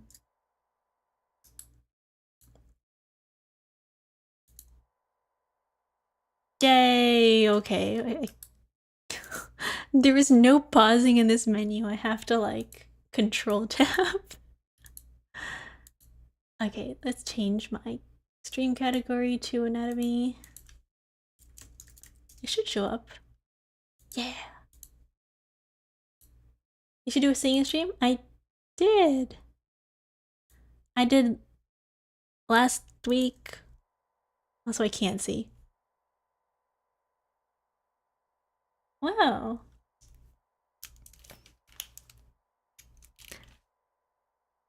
Don't you just love games where you can't see a thing?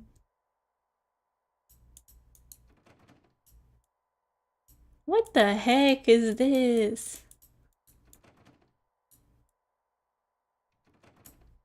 What? Oh no, the controls are so jank.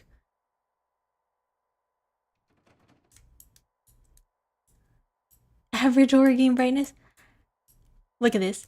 Right click? Right click, zoom in. Left click, don't do anything. What? I can't see anything. Oh no.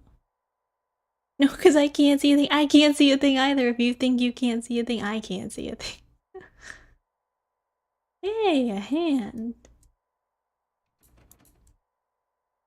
I can't hear a thing. There's no captions in this game either.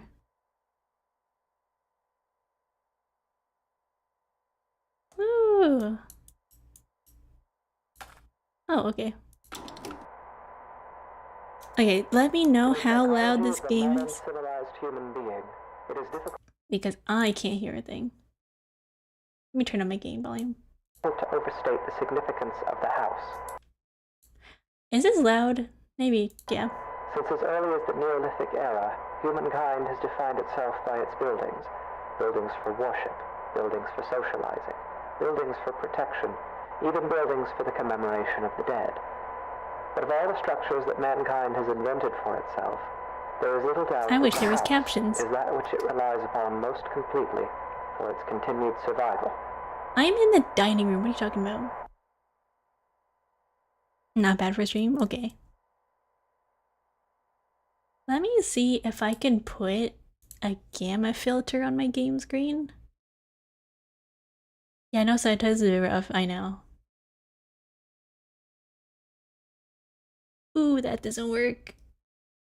Hold up, let me figure this out. Game capture, filter. Let me fix this. Can I chroma key this? Luma key, color keys, color correction. How do I do this? Oh, right.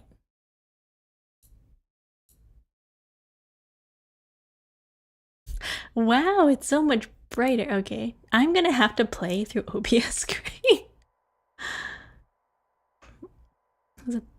Wow, I can see. Yeah, I'm not gonna look. Oh, thank you, Alex. 1 second. I have to do this manually. I can't. Yeah, it's bright. We can see now. Woohoo. I'll do this one. Hey.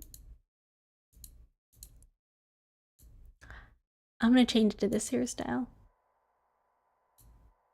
Okay, I can't see a thing, but we can hear. Yeah. It says dining room. I'm in the kitchen. Yeah.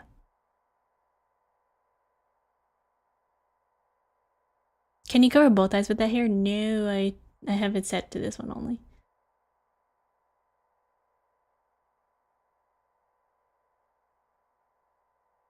No, that's the front room. Can't open that door. No, this is the kitchen.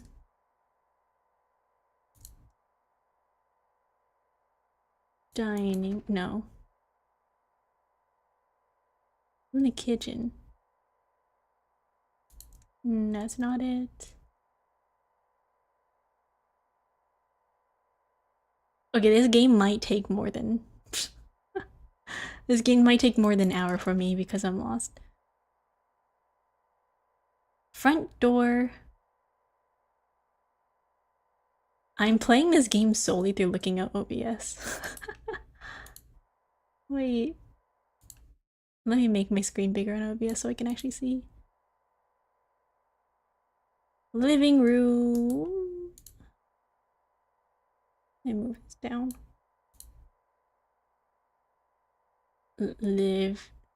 Living room. Yay! Oh, there's the dining room. Okay. Got it. Yay! I'm playing through Gamma on OBS because that's how I can't see anything. Look. What? See? Door? On my screen? Absolutely nothing but darkness. I can't see a thing. Okay. Tape. The house is one of the key elements that separates modern humanity from its more primitive antecedents. No other creature goes to such lengths to create lasting, permanent shelter for itself. I have no idea what he's talking nor about. regards such shelters with such reverence and import. Why do human beings of our modern age foster this tremendous sympathy toward their homes? There are many reasons, of course, but perhaps it is due in some small part to seeing them as a reflection of ourselves. Okay, cool. There's a tape in the downstairs bathroom.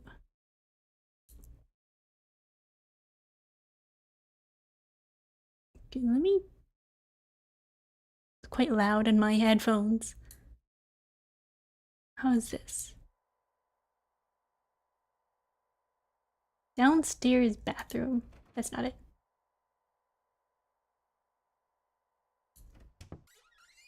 Oh. What? That was a shortcut the entire time. Oh, now you let me open doors. What the heck?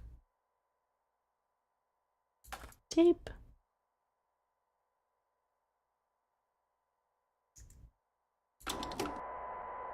The anatomy of the house is such... Hold up. Let me turn up the volume a little bit. Actually, let me do this. Maybe this is better? That this analogy is less... No. Hold up, I'm fighting my audio. ...superficial than at first it may Is that loud? Is that too loud? I don't know. seem.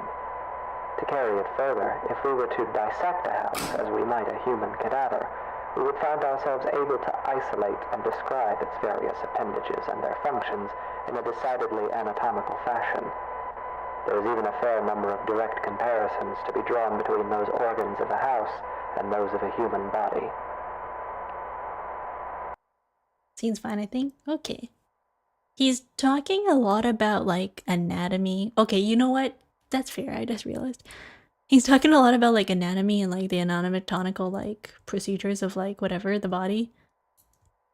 Which I was like, that sounded weird. But then I realized that literally, like, the game is called Anatomy. I was like, oh yeah, that's fair.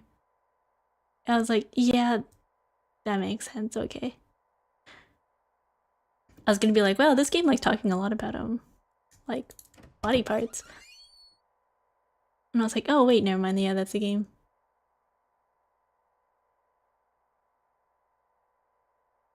Whoa, title drop, I know, right? I was like, whoa, what do you mean that a game called Anatomy is gonna be talking about anatomy? What? It says there's a tape in the garage, I just can't see it. Am I missing something? Oh, there it is. There, got it. Tape.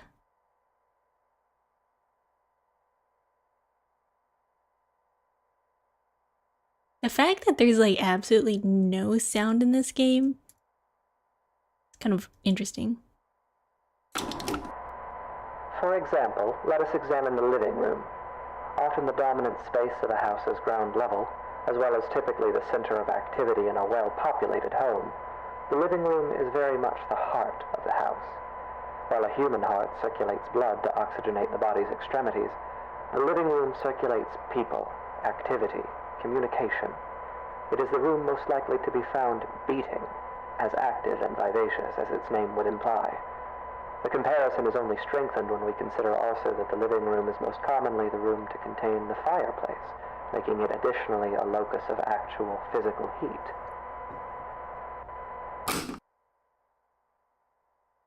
Okay. Tape in the living room. That's the bathroom. Living room. I was just here. Here, yeah. Alright, got it.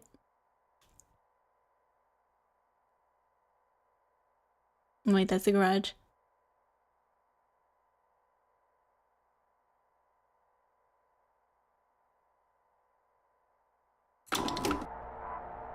It is easy to think of the kitchen and dining room as the stomach or digestive system of a house, though this comparison is tenuous. By contrast, the function and analog of a bathroom should be immediately obvious. The hallways and corridors of a house are its veins, providing circulation coursing throughout its frame. A staircase bears more than a passing resemblance, both physically and symbolically, to a spine. The windows of a house serve much the same purpose as eyes, and anyone who has ever rounded a bend or long drive and come suddenly face to face with a tall, dark manor will tell you that it is difficult to shake the impression that the house, through its lightless windows, is a creature capable of vision and intelligence. Tape on the stairs. He was talking about the bathroom. I'm guessing that all of the... They're just talking right now about, like, every single house part as, like, a body part?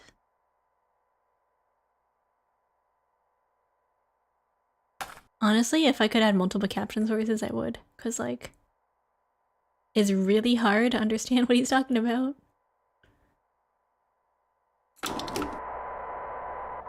The bedroom is perhaps the room that most eludes direct comparison in this fashion. At a stretch, and allowing for a bit of poetic sympathy, it might be said that the bedroom is not unlike the human mind, or those parts of it which dictate thought and imagination. In the bedroom, dreams are dreamt, passions are ignited, epiphanies are experienced in cold sweat at early hours. Is it more quiet for me? Yeah. And the bedroom is where people invariably spend the majority of their time, though comparatively little of it whilst conscious.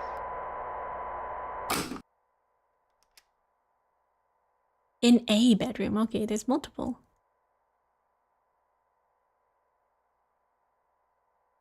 If I could put captions on this game, I would. Guessing the bedroom's upstairs. A bedroom. Well, I can't open that one. Can't open that one. Can't open that one.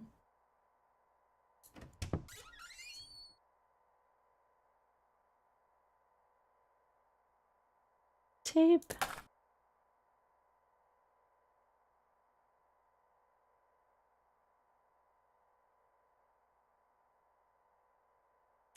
I love the jank. It is quite like something's going on. I'm the type of person who needs subtitles for a video if I'm watching something because I can't understand what they're saying unless I read. Unless I can hear and read. I can't process what they're saying if I can't read. And yet this analogy is an incomplete one, for obviously the mind is an exceedingly complex thing. If the bedroom represents the thinking, dreaming part of the brain, then it is the basement that represents those lower, unconscious parts. The basement is dark. It is buried. It is a place full of cobwebs where memories are stored. A poignant comparison, truly. Often the unnerving uncertainty that comes with considering the deeper aspects of the human psyche is not unlike gazing down at the swimming blackness pooled at the bottom of a basement stairwell. It is a place we spend our childhoods filling with monsters that will lay for years in patient silence. It is a place that, barring some specific errand, we seldom ever want to go. There's a basement? Finally someone who understands me, hell yeah. Okay, and normally in a house the basement would be here. Never mind, apparently that's the backyard. Yay! Rich person house, I know. I'm like, what kind of house is this? Oh great, it's even darker. What kind of house has this? Bro, what? Watching stuff without subtitles drives me insane, I know. Okay, if you think this is dark, imagine how much darker it is. Hey! If you think this is dark, can you imagine how much darker it is on this screen? Without the gamma? Oh my god.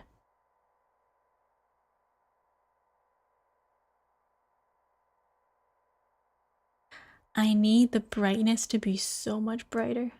Of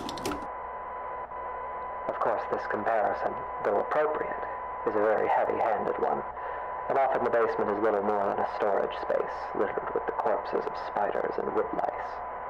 While poets and psychoanalysts no doubt dread the thought of a dark basement, in truth, it is the bedroom, the waking mind, that place of dreams, that is actually the most frightening of all. There's a tape in the master bedroom. I thought I was just there, but okay. You know what's funny? That in recent trends, I don't know if you guys have ever been to houses, but they've stopped calling it master bedroom now because of like history. They've started calling them like main bedrooms.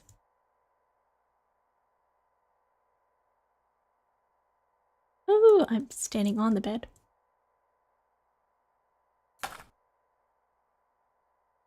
This is a rich person's house. Look at this thing. How do we get out of here? Wait, where's the door? Oh no. Hello? Oh no, I'm stuck in the house. I'm stuck in the room. Oh, these are cool paintings. Look at that. Teeth. Okay, this must be a dentist house. What kind of person has literally pictures of teeth in their bedroom? That's so weird. I'm stuck in the house. I'm stuck in the bedroom. How do we get out of here? Cause Rich, that's not my house. What kind of person? This must be a dentist. Where's the door? Help me!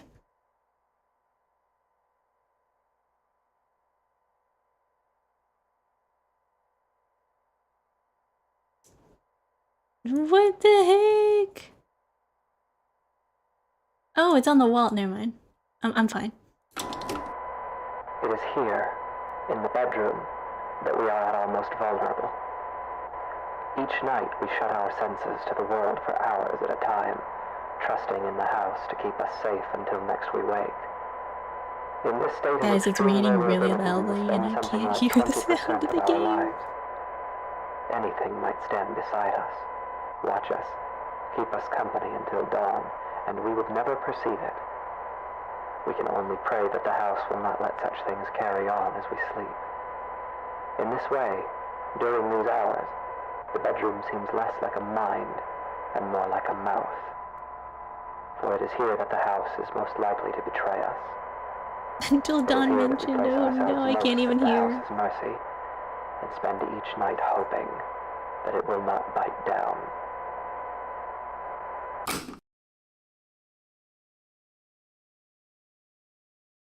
Man, the game just closed on me. I was like, what is he talking about? Okay. I'm gonna see if I can find.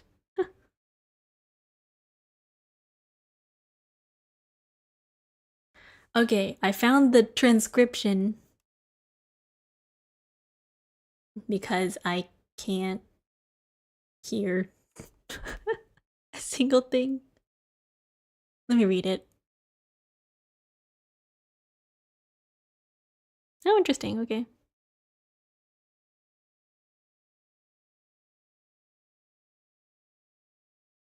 Oh. Wait, let me read.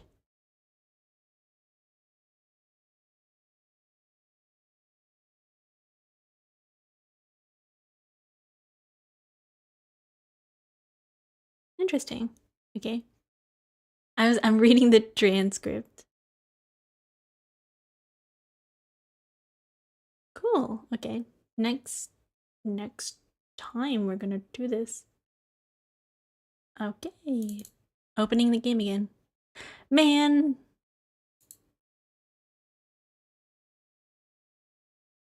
What do you mean fire? What the heck? This pop-up showed up and it says anatomy configuration. It's making me do my inputs. I don't think I can do that. Fire 2, fire 3, jump. There was no jump. I don't think that's the thing. Graphics. Graphics quality. Lo-fi suggested. Hi-fi. Display. Maybe get a gun later. No, there's no combat in this game. It's literally just straight up.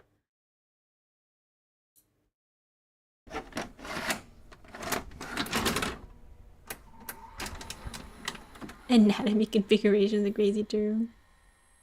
Anatomy. Okay.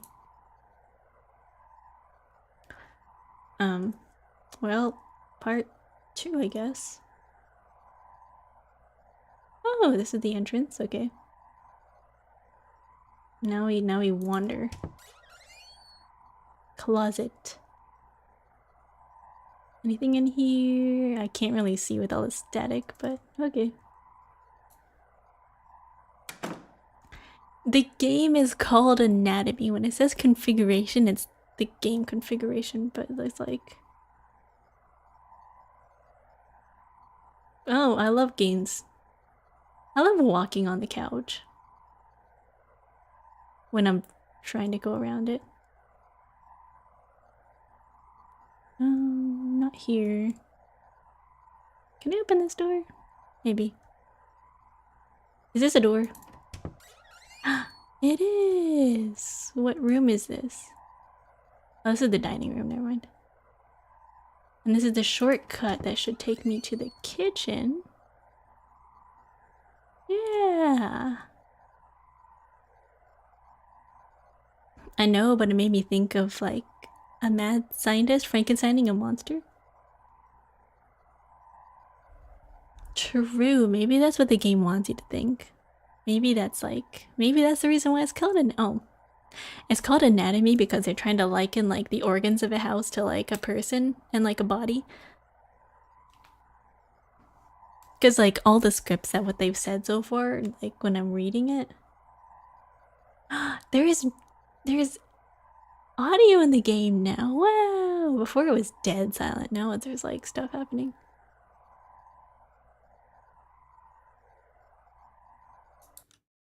Which I'm gonna see what happens if I do this.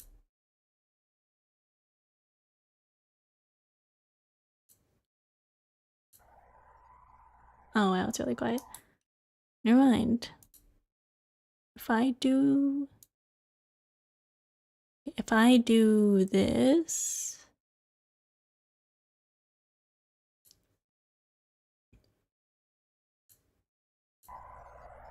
Okay, that's really quiet. Hold up. I'm fixing my game audio. Maybe I put this in here. Now that's still quiet.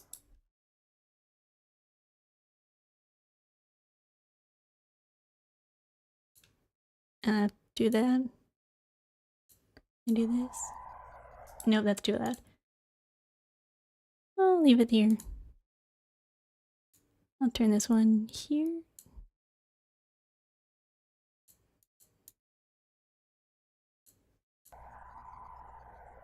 Is it supposed to be this loud? Well, we'll figure it out.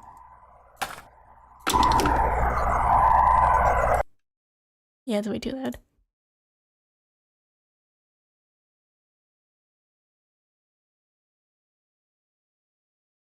Actually, you know what? Instead of doing this, I could just turn it down on here.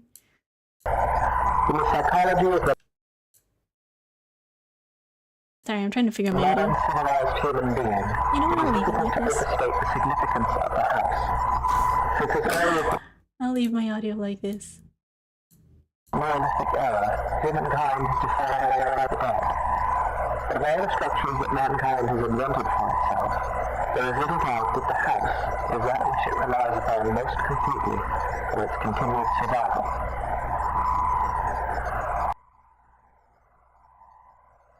It's so loud now.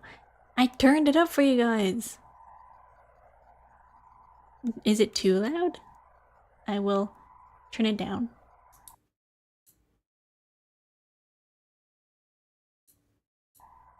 It's loud because the tape is loud.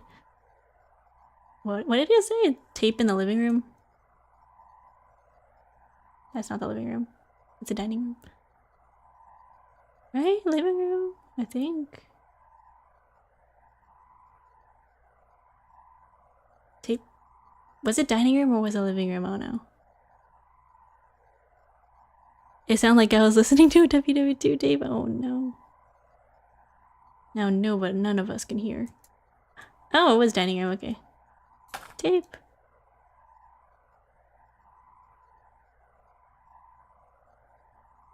Okay. Man, the audio balance is so bad. Let me turn it up a little.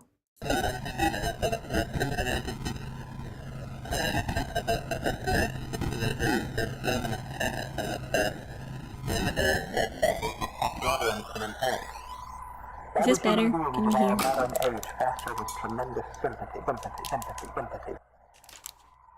I don't know.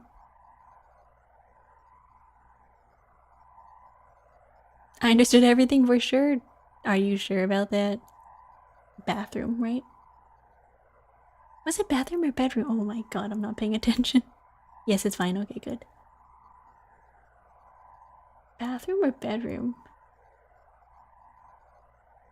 Well, we'll check bathroom first.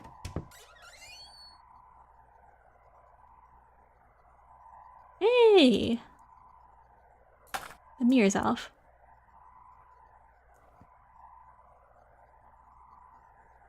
Okay, before I play this tape, I'm gonna read the first transcript. Oh, I have to be looking at a weird angle for it to play. I'm gonna read the first transcript of what he said.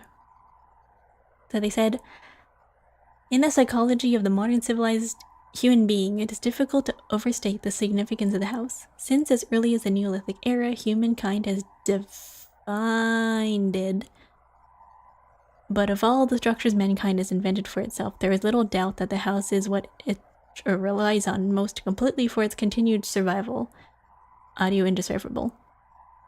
Why do human beings for our modern age foster this tremendous sympathy?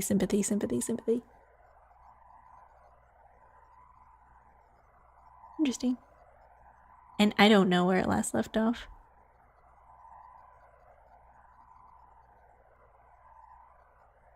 I think we're at that point.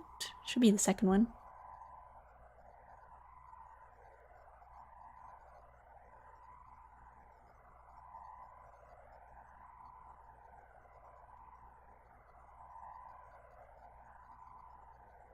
How long is this game? This transcript is actually pretty short.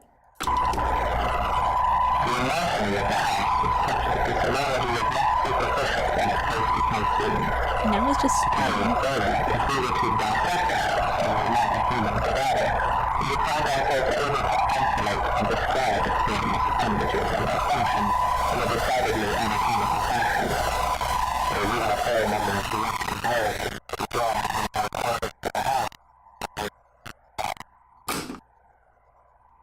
there is a Tay. The doors are unlocked. Okay. Okay. Which door? No, not basement, okay.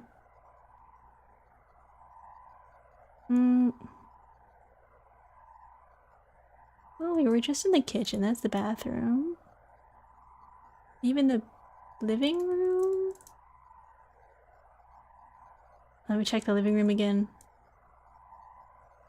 I'd expect a jump scare soon if this had one. There is no jump scares in this game. There is things happening around the house, but no. I would not play this game if there were. Yay! Here again. The doors are unlocked. All the doors. Or just this one? I actually watched a playthrough of this. Okay, every single time I play a horror game, I watch. Oh, is there one on the stairs? No. Every single time I play a horror game, I watch a gameplay video. Like, I watched literally the full gameplay of the video before I play the game. Because I want to make sure that there are no jump scares. Bedroom. Nope. So, I like to make sure that the games I play don't have jump scares. So not authentic first reaction. I mean, I basically I essentially fast forward the game. Like, I'm not watching the full playthrough of it, but I do skip through to make sure that there's no jump scares. So yes, I know what happens generally. Or I have an idea of what happens in the game. What is this?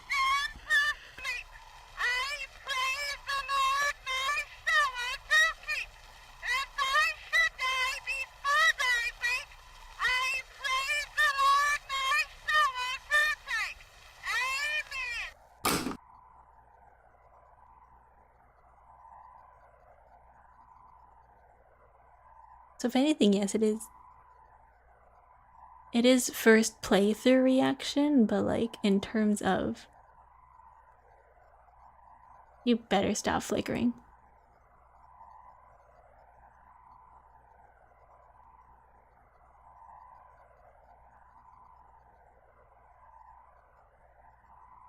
I pray the Lord my soul.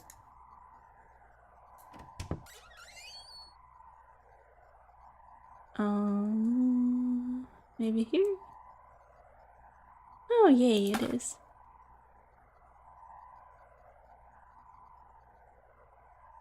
Hey! Houses eat other houses? Actually, the house is eating us. We are the one being eaten.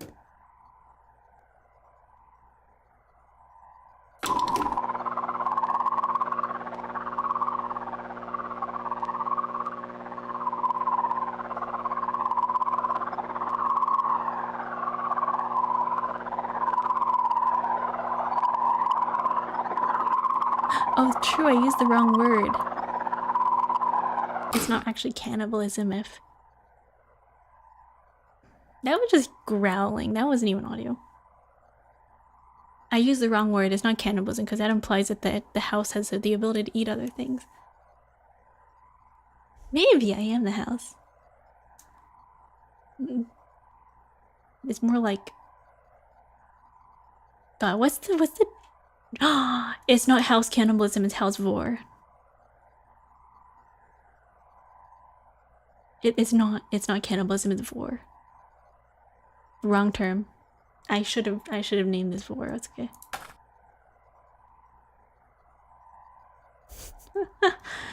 Wrong term. I forgot temporarily that there was I shouldn't have used the term the cannibalism. I should have called it vor. It is easy to think of the kitchen and dining room as the stomach or digestive system of a house, though this comparison is tenuous. By contrast, the function and analog of a bathroom should be immediately obvious. The highways and corridors of a house are like veins, providing circulation coursing throughout its frame. A staircase bears more than a passing resemblance, both physically and symbolically, to a spine. The windows of a house serve much the same purpose as eyes, and anyone who has ever rounded a bend on a long drive and come suddenly face to face with a pale, dark manor will tell you that the house is a creature capable of... Okay.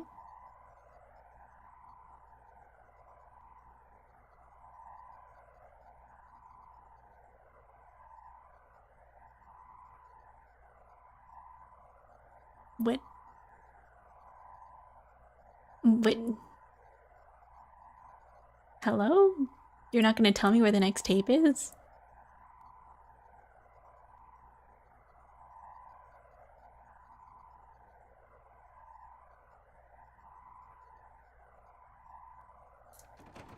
What? How rude. Oh my god, am I gonna have to wander through the house again?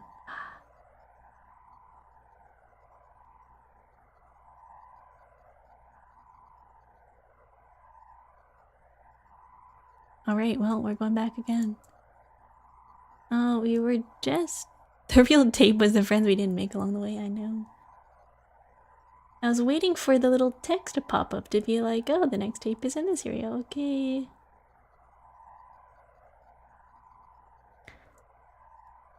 I truly am the horror protagonist.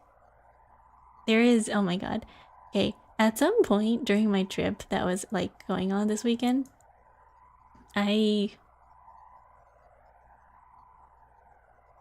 No, we're hand-holding, it's serious now.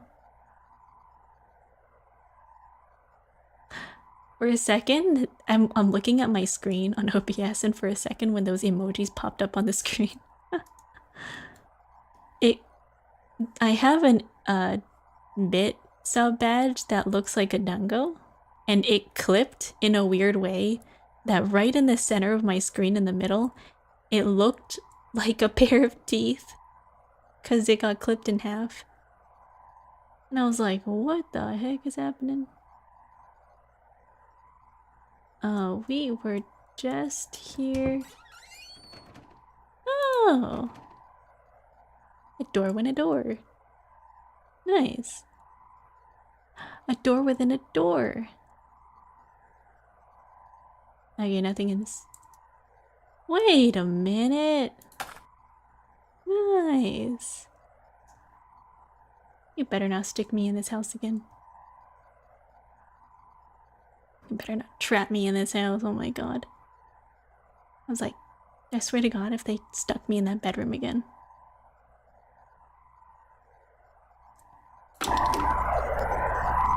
The bedroom is perhaps the room that most eludes direct comparison in this section. At a stretch, and allowing for a bit of poetic sympathy, it might be said that the bedroom is not unlike the human mind, or those parts of it which dictate thought and imagination. In the bedroom, I dream that there are teeth growing all over me, everywhere on me and in me, like cysts or bone spurs. They're loose, but I can't remove them because I have no hands. I look out through the bedroom window and I see a truck approaching. A young man steps out, approaches and enters through the front door. His body is covered in swollen ticks the size of quarters. He's walking through the downstairs hallway and laughing. He begins urinating on the wall. He spits on the carpet. He's moving through the first floor, breaking and upsetting things. He goes to the basement and stands at the top of the stairs. I'm angry at him, so I slam the door and he falls down.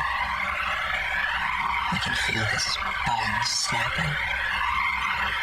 The ticks are bursting, oozing old black blood everywhere. I can feel him being ground up, dissolved and torn, splitting and shredding. I leave the door closed. I close my eyes and try to sleep. The teeth continue growing on me until there's nothing left of me but teeth, gums, and sinew. The basement is dark.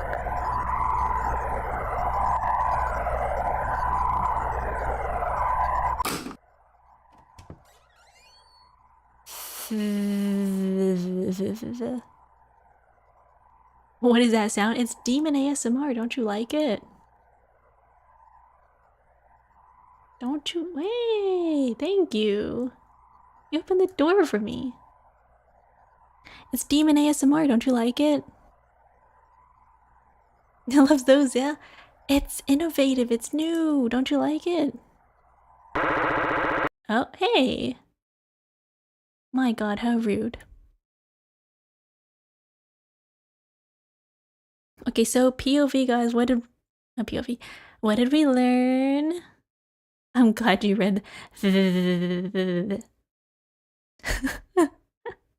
I was blocking half of it, but yes, it's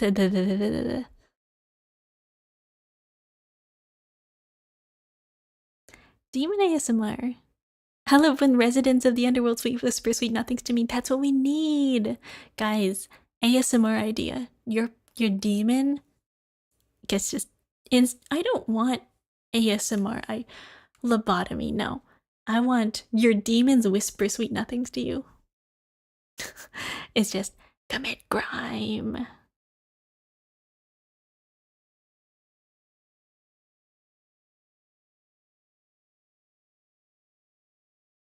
Let's commit crime. I have to open the game up again. The game closed on me again.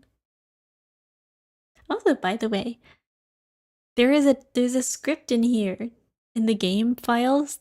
When you open up the game, it says "Read me," and it also says "Spoilers. Play before reading." Sussy. Oh, cool. It's just a powerful, demanding game. Yeah, the game hates me. It says content warning, which I did not read before opening this game. It says read me. I didn't read this game. I didn't read this before now. It says CW Distorted flashing images, body horror, strong horror themes. WASD, move mouse, left click, interact, space, jump, C, crouch. You could crouch? Oh no. Escape, quit game. Okay. Well, game is simple. Now I gotta move this controller screen again. I'm really dark. Nope, never mind. Yay! Ah. Oh my god, ad break. Oh, where am I?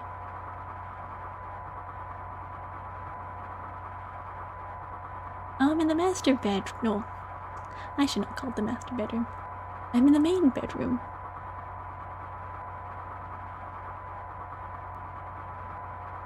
Why did it put me here?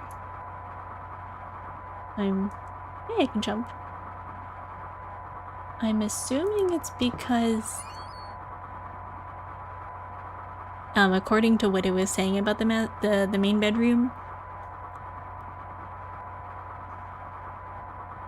because it's like, what's it called?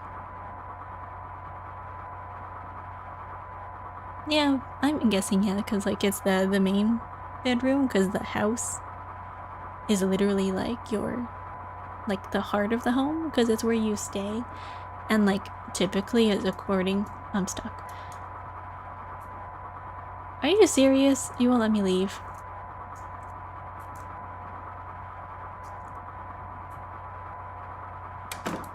Oh my god.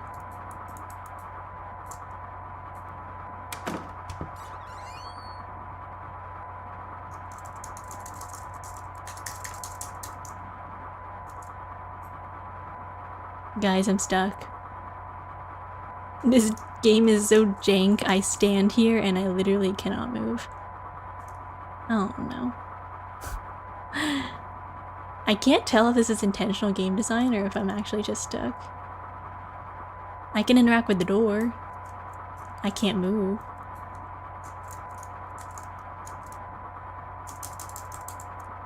Do you hear my keyboard? I'm spamming WASD and it's not letting me go.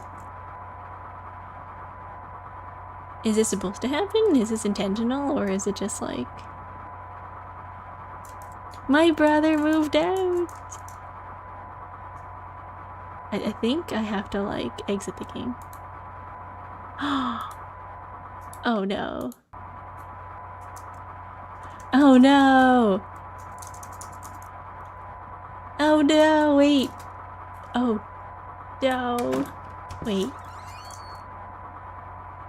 Actually, let me test something really quickly. I think my keyboard died. Oh my god, it did die. My keyboard battery died. Great. Now we're gonna stare at the screen. Okay, 1 second. I have to go charge my keyboard.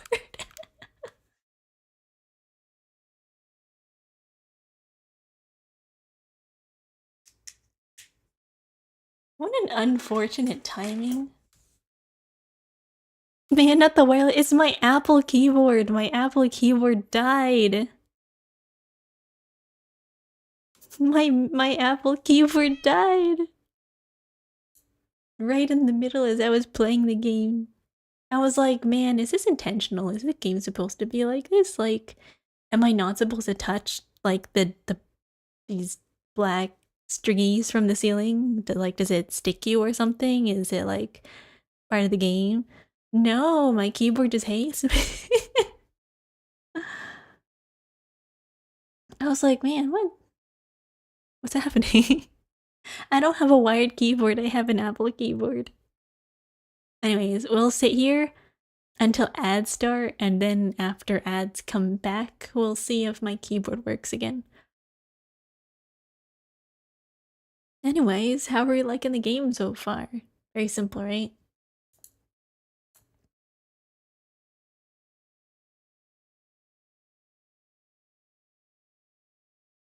Wired keyboard, wireless mouse is the way to go for me. I have the exact opposite configuration. I have a wired mouse and a wireless keyboard. My keyboard is wireless. I only have a wireless keyboard. This is the only...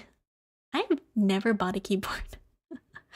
At some point I wanted a mechanical keyboard, but then I looked at all of the keyboards out there and I was like, keyboards are so high. Mechanical keyboards are really high. I know like nowadays they've started coming out with like low profile keyboards. It's just I don't like the switches.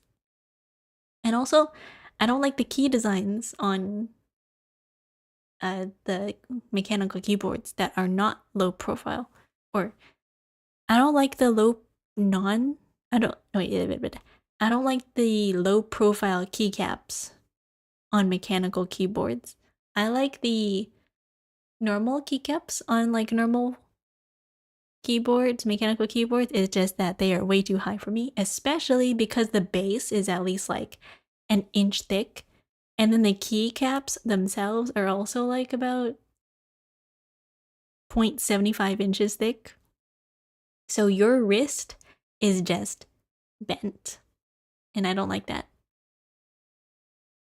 I like having my wrists as flat to the table as possible, which I know is technically bad for you because apparently like when you're typing you want your wrist to hover. You don't want your wrist to stay like resting on the desktop, like resting on the desk when you type, because it's really bad for your wrist. You want your wrist to hover,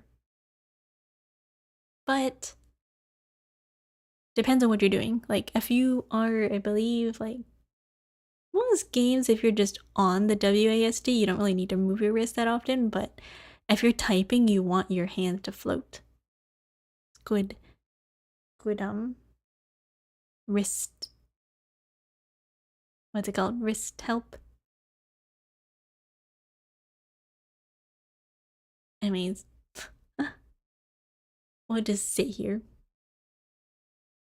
till my computer charges.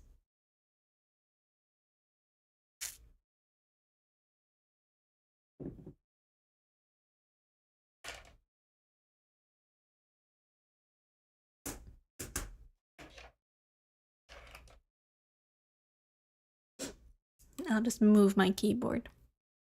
I'll play with it wired even though it's really awkward. It's gonna be sideways.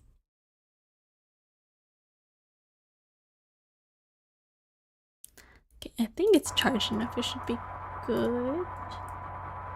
Yay, we can move. Okay. Yay. Thank God. Thanks for the ergonomics lesson. My wrists are always falling asleep even with the cushion. Well, how are you writing? Are you typing? Hey, look at that. I don't know what these tendrils are. Hey, you took my bathtub! My God. You took my sink and my toilet! How dare you? Hey! Flesh. Whoa! Okay. Oh! Okay, well. I'll come back later. I like that. Whoa. It's mainly... I can't tell how much is intentional or not. Are you talking about this painting clipping through the wall, or are you talking about flash tube?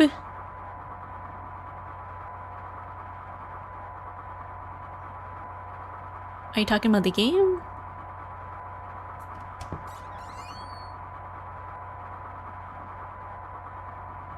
Hey! Put my bed down, please.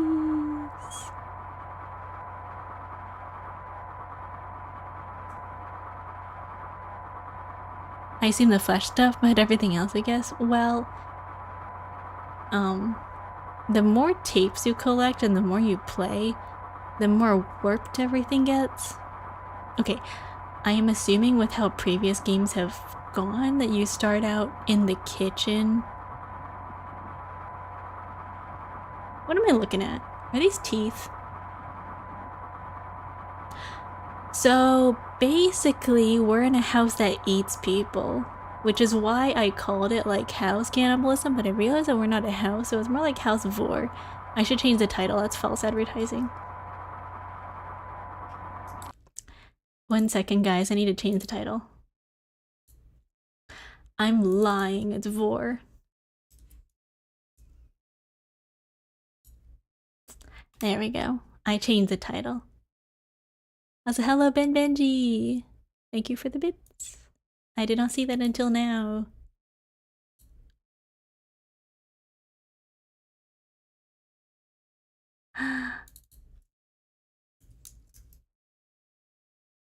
Yay!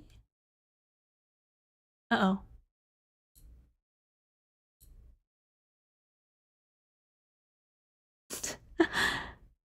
It oh gosh, changing my stream title just turned my stream off.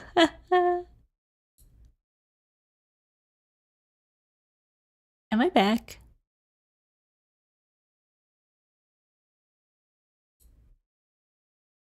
I'm sorry, it disconnected me.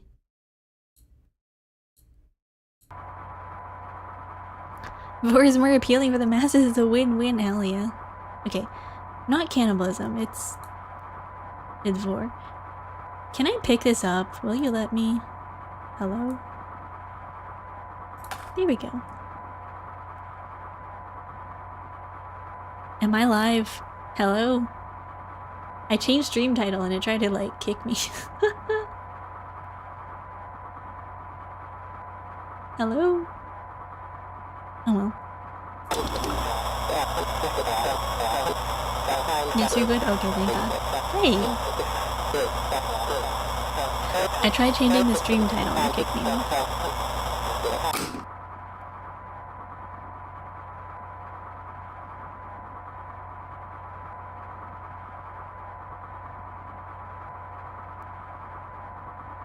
Is the game too loud?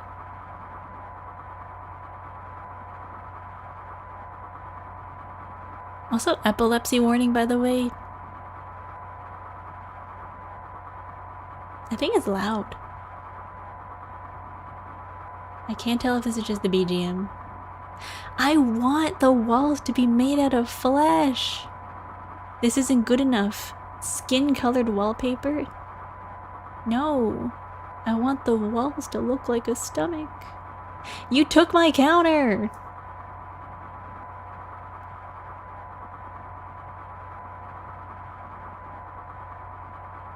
I'm getting high watching the things happening. You took my counter! Give me my counter back! My kitchen!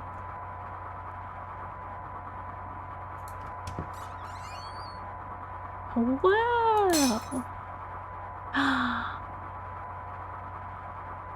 Did I get the tape? No, I didn't. I just picked up a plate.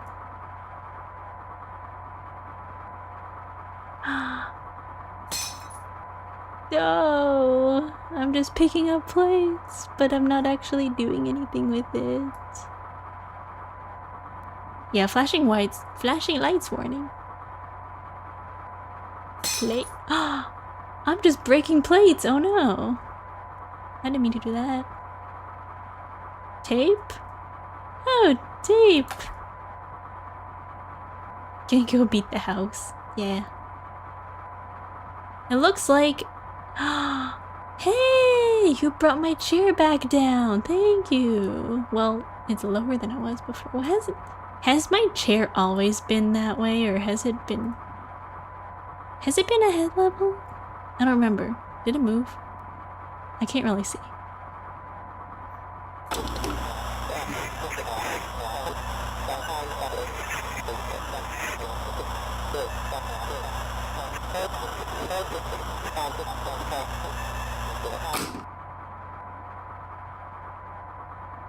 It was that way since the spasming table, okay.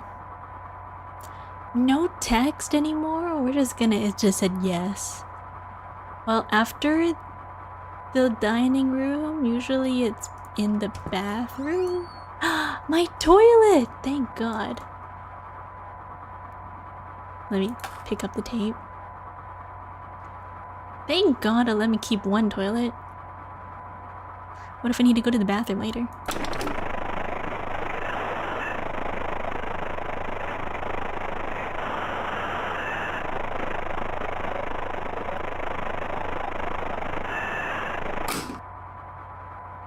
Hurts.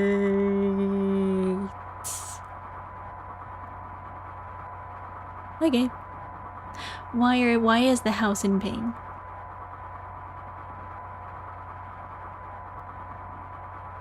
Okay, so after the bathroom, we should have something in the living room.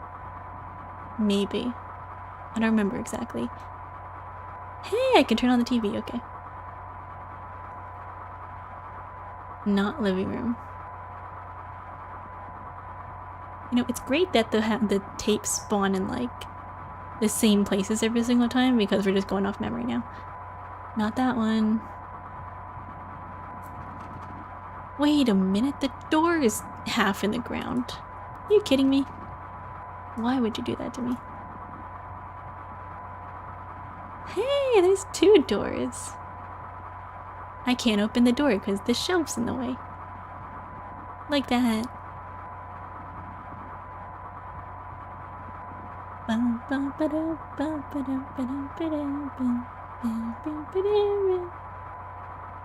Oh, this is where we started. Maybe not there. Are you gonna put my bathroom back together or are you just gonna leave it like this? I like this. I like flesh. I like you, flesh tube.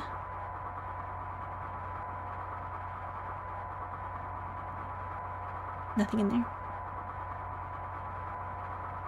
I like you too, flesh tube.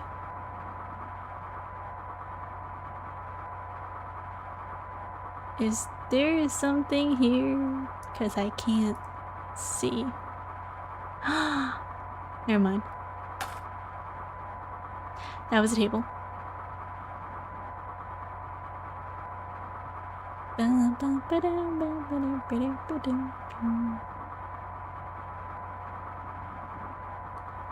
Table going down. Does the tape say something? I can't really see. I can't see.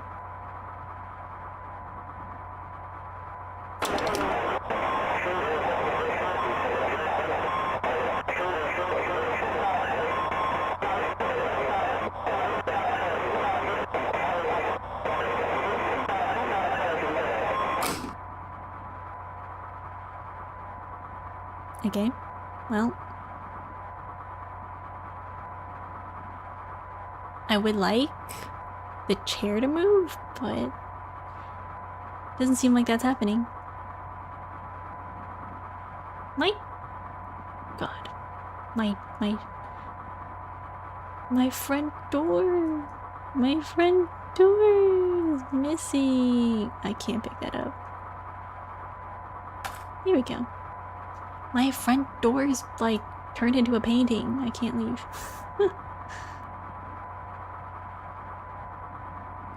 Well, the whole house is kind of having a problem, but you know. Would you guys live here? You know those tests that they were like, would you live in a haunted house for... Okay. You know those questions that they would ask people? They're like, would you live in a haunted house for a week and you get $10 million, but you have to stay in a place like this, but we give you food and water, no phone, obviously. Could you survive if your house looked like this? Spasming table and all, no kitchen. Would you stay here for a week for $10 million? Be honest, guys. Can you imagine, like, staying here? I like money, so probably. Can you imagine trying to, like, sit down at this table with your food and you're just like, well... It's flickering so much that it's kind of tangible. Like, I can't walk through the table, but it did be flickering. If we were to simply eat on the food. Dreams and memories and to mouth that will bite down.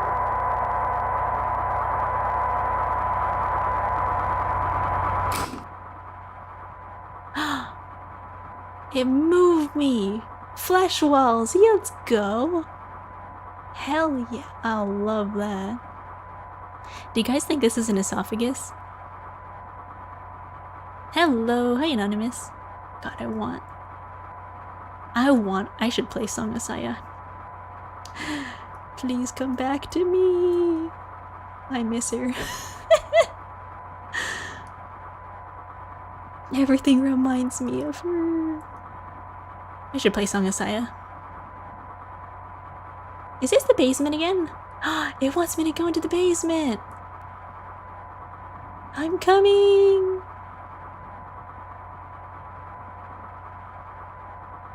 I can't see.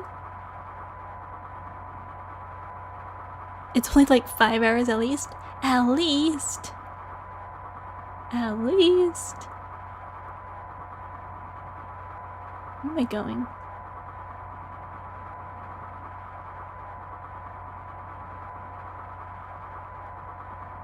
At least. Is it short? Is that good? There is an important distinction between the words dissection and vivisection, a distinction that would appear to be lost on you. Your purpose was to listen, and yet at every time you have tried... Hey, you guys ever play laser tag and you're like, hey, don't touch the red lines? Have you not been paying attention? Did it not Also, occur this to you feels that like... as an organism existing within a greater organism, your intrusion would be felt? And still you harassed. And now, like the wayward spider who witlessly settles upon a sweeper's tongue, you will be swallowed. Because the truth is this. When a house is both hungry and awake, every room becomes a mouth. Well, that's new.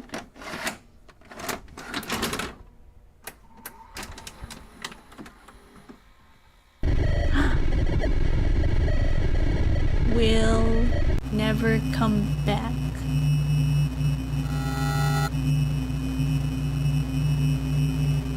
Wow, where am I?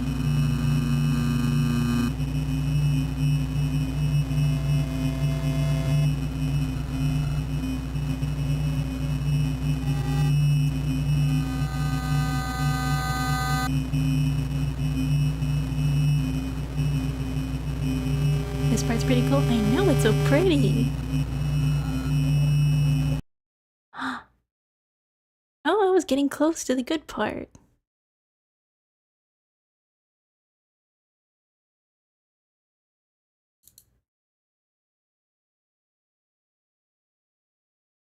My computer is going. I don't know what it is about this.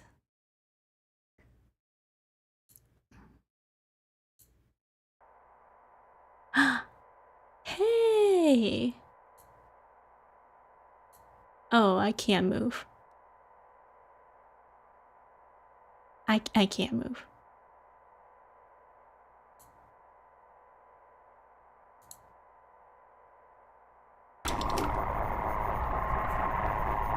What happens to a house when it is left alone? When it becomes worn and aged? When its paint peels and its foundations begin to sink? When it goes for too long unlived in? What does it think of? What does it dream? How does it regard those creatures who built it?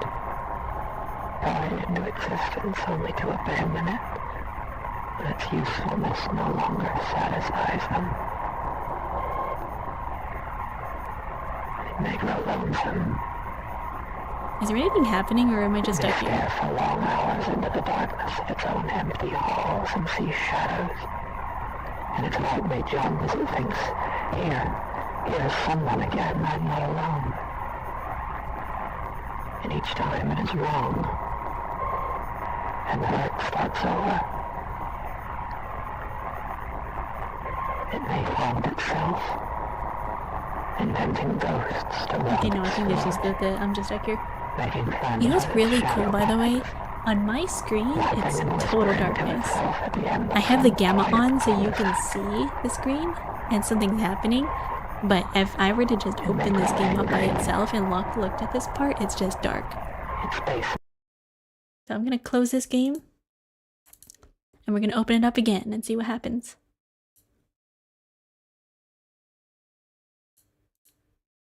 See if anything's new.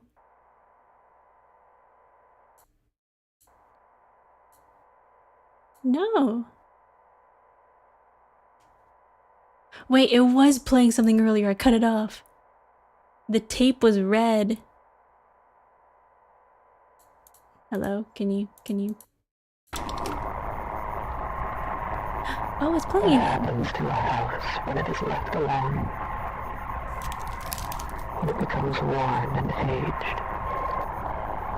When its paint peels and its foundations begin to sink? When it goes for too long unlived in? How am I supposed to see that? What does it think of? What does it dream? How does it regard those creatures who built it? Brought it into existence only to abandon it when its usefulness no longer satisfies them. It may grow lonesome. It may stare for long hours into the darkness of its own empty halls and see shadows. And its heart may jump as it thinks, here's someone again, I'm not alone. And each time it is wrong, and the hurt starts over. It may haunt itself, inventing ghosts to walk its floors, making friends with its shadow puppets, laughing and whispering to itself at the end of some quiet cul-de-sac. It may grow angry. Its basement may fill with churning acid like an empty stomach, and its gorge may rise as it asks itself through clenched teeth, what did I do wrong?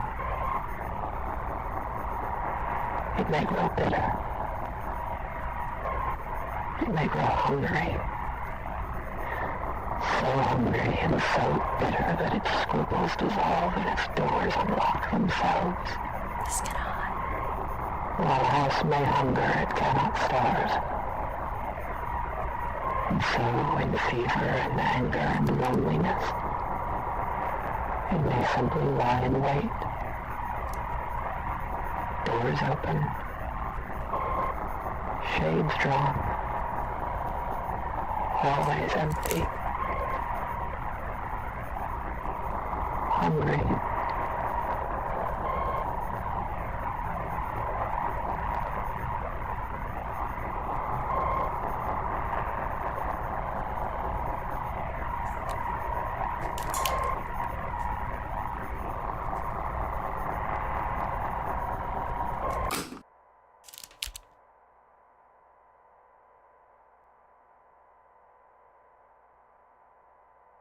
Okay, tape ended.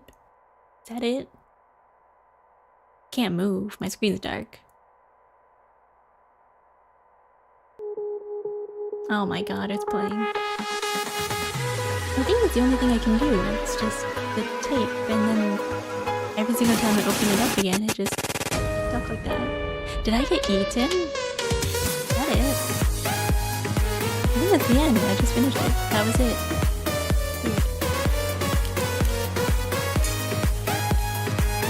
Oh my god, it's quiet for you guys, but it's actually no, it's loud for you guys. It's quiet for me. I have my guide making. My audio turned down low. Anyways, hey guys, how is anatomy?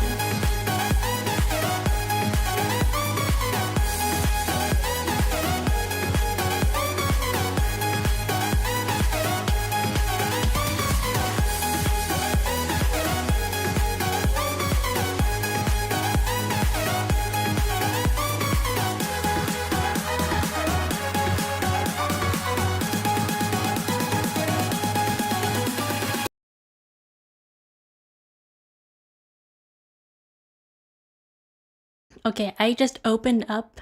It's only like a minute and a half. Okay, so I just opened up the spoilers play before reading game. It says, believe you reached the end of the game, unsure what to do next, scroll down slowly, stop at speed bumps. It says, have you only run the game once? This game must be run several times for the complete experience. And then afterwards it says, are you in the basement immobile with the tape player? Has it played its tape? And then at the very bottom it says, you've reached the end of the game when you run the program and begin the game in the basement with the tape player. Nothing happens after 30 plus seconds. You can hit the delete key in this scene to erase the game's memory and start over from the very beginning. So that's anatomy. That's the game.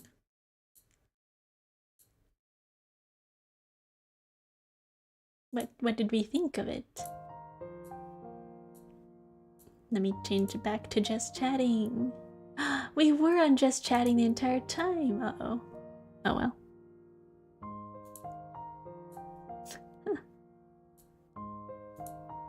Yay! Okay. It's giving me seizures when I don't have one. It's fun. It was interesting. I thought it was interesting from a philosophical perspective because a lot of it was like, what if the house was a human cadaver? What if the house was like a human body and you were like exploring the inside of like a person's body, but it was like a house? Like, what if you lived inside a person? Although there were a lot of parts of the house that I just didn't entirely understand. With the game closing intentional, then yes. Every single time that you played the tape and it would go through it, it would close on its own and you would open it up again, and then the house disordered and would change and play like creepy audio. The game creator's original intention for creating this game was to create something where you spend the entire game in anticipation, but how they describe it is that when you play a horror game, a lot of the anticipation is waiting for the jump scare to happen, and then once the jump scare happens, you feel relief because you're like, okay, it's over, right? They wanted to create a game where you spend the entire time living in suspense through like the atmosphere and through like the stuff that happens. So the entire time you think something's gonna pop out at you, but it actually doesn't.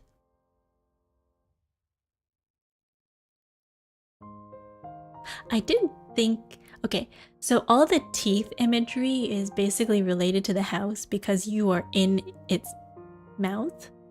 You're in its mouth, the body. Although it does kind of look like a dentist's house. So you are just inside the house because the house like eats people.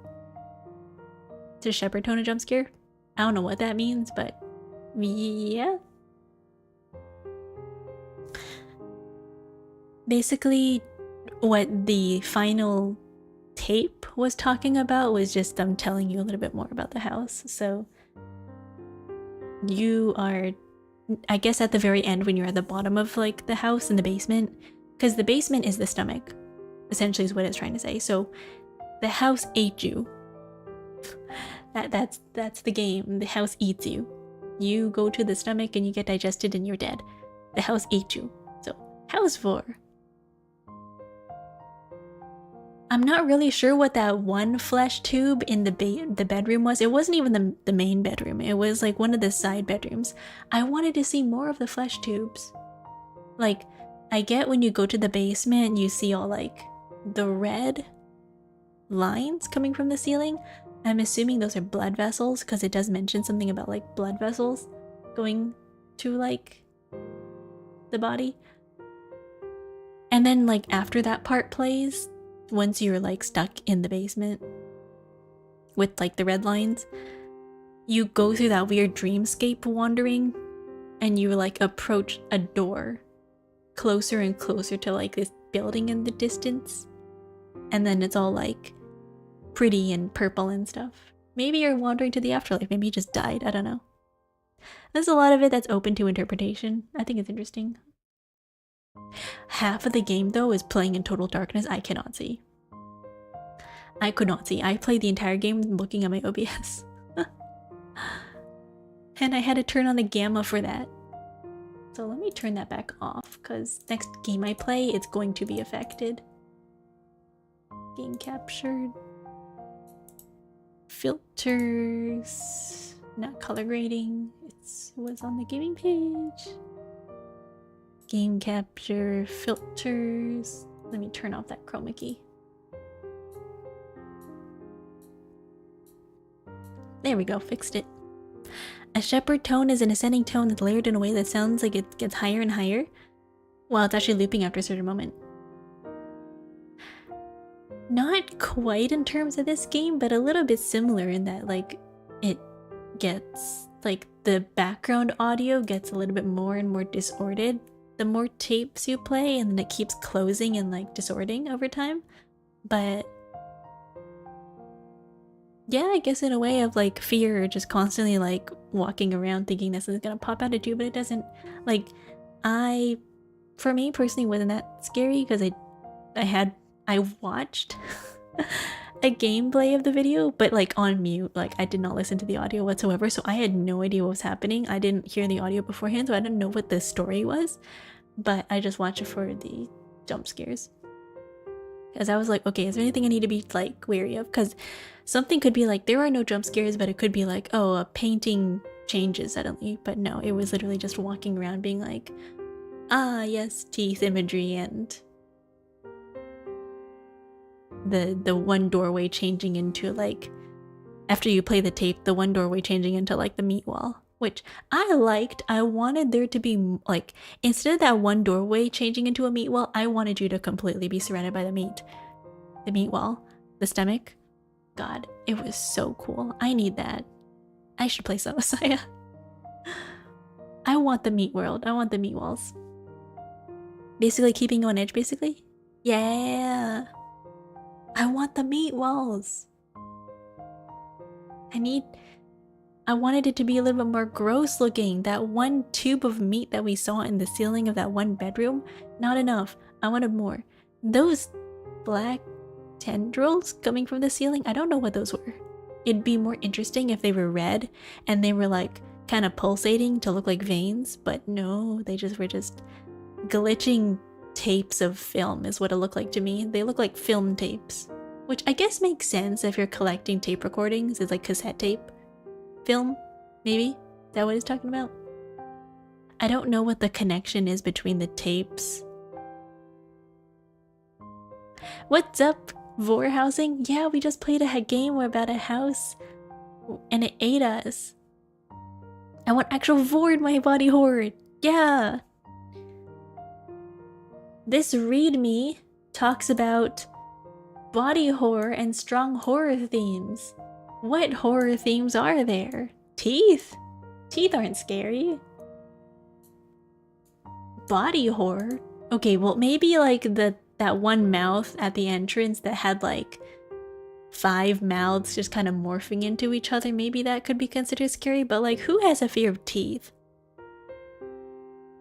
Oh no, jaws. Oh no, the roof of your mouth. That's scary. I want flesh walls. I wish I got bored. Great, now I gotta go to everybody. So what? What? So hey, Nick. If you guys like unusual fetishes, I guess I would recommend reading this manga called Dr. Rex. Dr. Rex's magical experiences or something like that. I forgot. Something like that. It's a manga basically about a doctor who treats unusual cases in a fantasy world, but all of them, like, imagine like a vampire who's in a relationship with like a human, but like the vampire has like a fetish for like period blood. They're like, oh no, I wouldn't drink from the neck of my person, I would never hurt her. And they're like lesbian vampires, but they're like, oh, you know what's great? Period blood.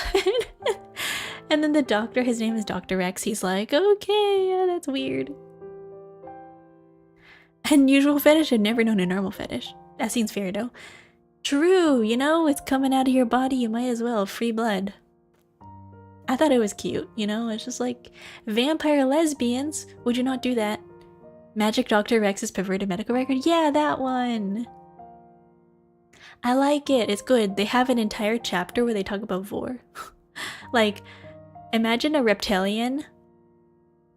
A reptilian with a, I believe they were a halfling.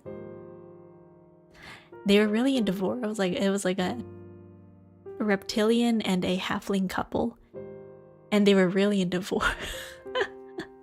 And the doctor was like, you can't keep doing this, it's like destroying your throat. You can't, like, you have to stop.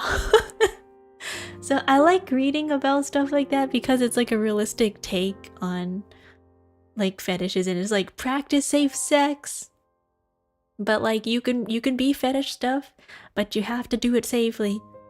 Hello, Misaki. Also, thank you for the follow, Nimbus Panda.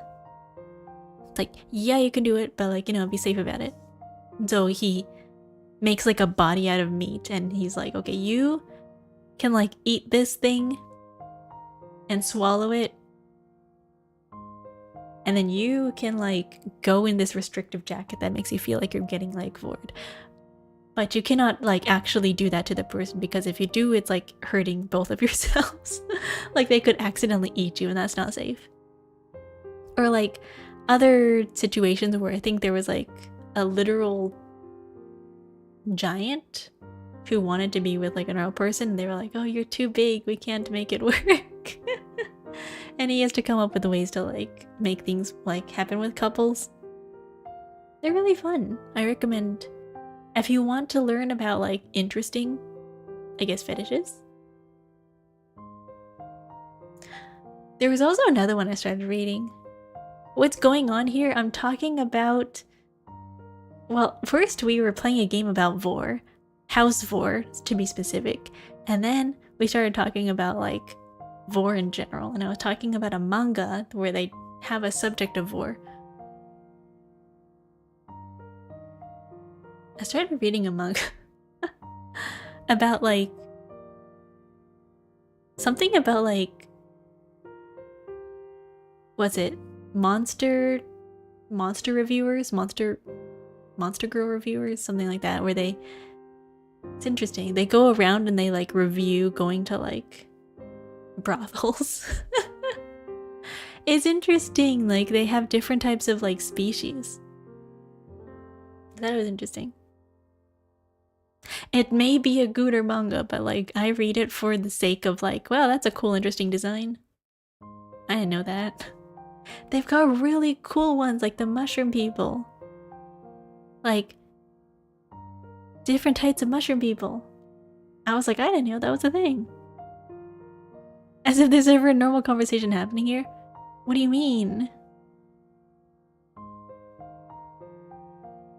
Why is that dragon tail look so realistic? Why not? Have you ever heard of a company called Bad Dragon? Have you ever heard of a company called Bad Dragon? I recommend looking it up. You should! They've got really cool designs on there. Not that I would ever be interested in that, but like, I've seen people talk about it. I think they look cool. You can customize colors, they're really pretty. It's like getting custom dice sets, but like for other purposes, you know? You're like, wow, did you ever want something that looks like it's red and yellow and glitter colored and like with streaks of purple? Yeah, you can do that. I'm so confused and yet so interested. Guys, look up the company. I'm not sponsored, but like, you should.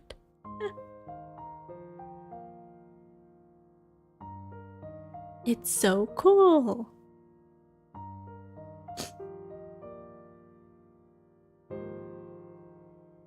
Trying to remember what else happened in that manga.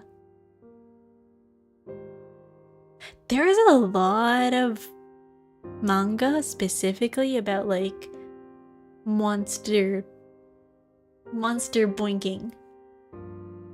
There's, I'm thinking about it, there's a lot of manga focused on monster pointing. I just realized. I'm thinking about it now. I'm like,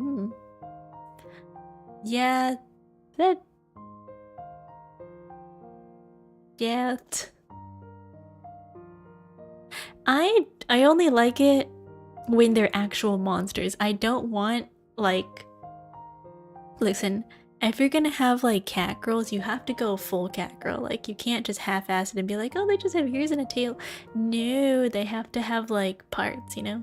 Like, I was reading the one about like the Monster Girl reviewer ones, and they actually have animal people with multiple breasts. Like, I'm talking like, have you ever seen a dog, like a female dog or a cat? Have you ever seen a female dog or a cat and they have like multiple nipples? Imagine like 6 boobs on like a cat girl. That's like, they have armor for multiple of their like boobs. And I was like, okay, realistically in that fantasy world, if you were to have multiple sets of like boobs, how would that work? Like, what is the anatomy behind like outfits? You know, like, okay, if it's like if a dog were to wear pants, what would it look like? And it's like on the legs only, so it looks like you have pants on like halfway, or you have pants as in like it looks like a diaper on a dog. It's like that for like if a person. Please, manga title asking for a friend. I will look it up. It's on my iPad.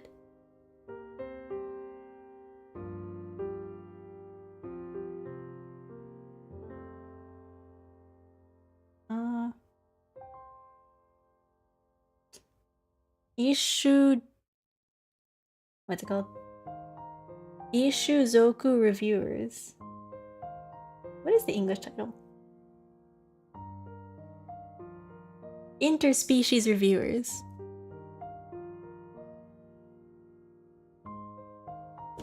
They have multiple like sets of Ishuzoku Reviewers, yeah. Or just look up Interspecies Reviewers. Isekai Brother Reviewer? No, it's called, well, I mean, maybe they have multiple English titles. They think the official one is Interspecies Reviewers. Basically, it's just a manga where every single chapter they go to a different type of like creatures brothel, and they review they like review the monsters, and then they like write out their experience, I guess. They write about their experience with the monsters, and I personally like it for the review, specifically reading about it, because I think it's interesting world building. Because I'm not there for the sex, I'm there for the review. I'm like, okay, realistically in a fantasy setting, what is the anatomy? How does the biology work? What happens? That's so interesting.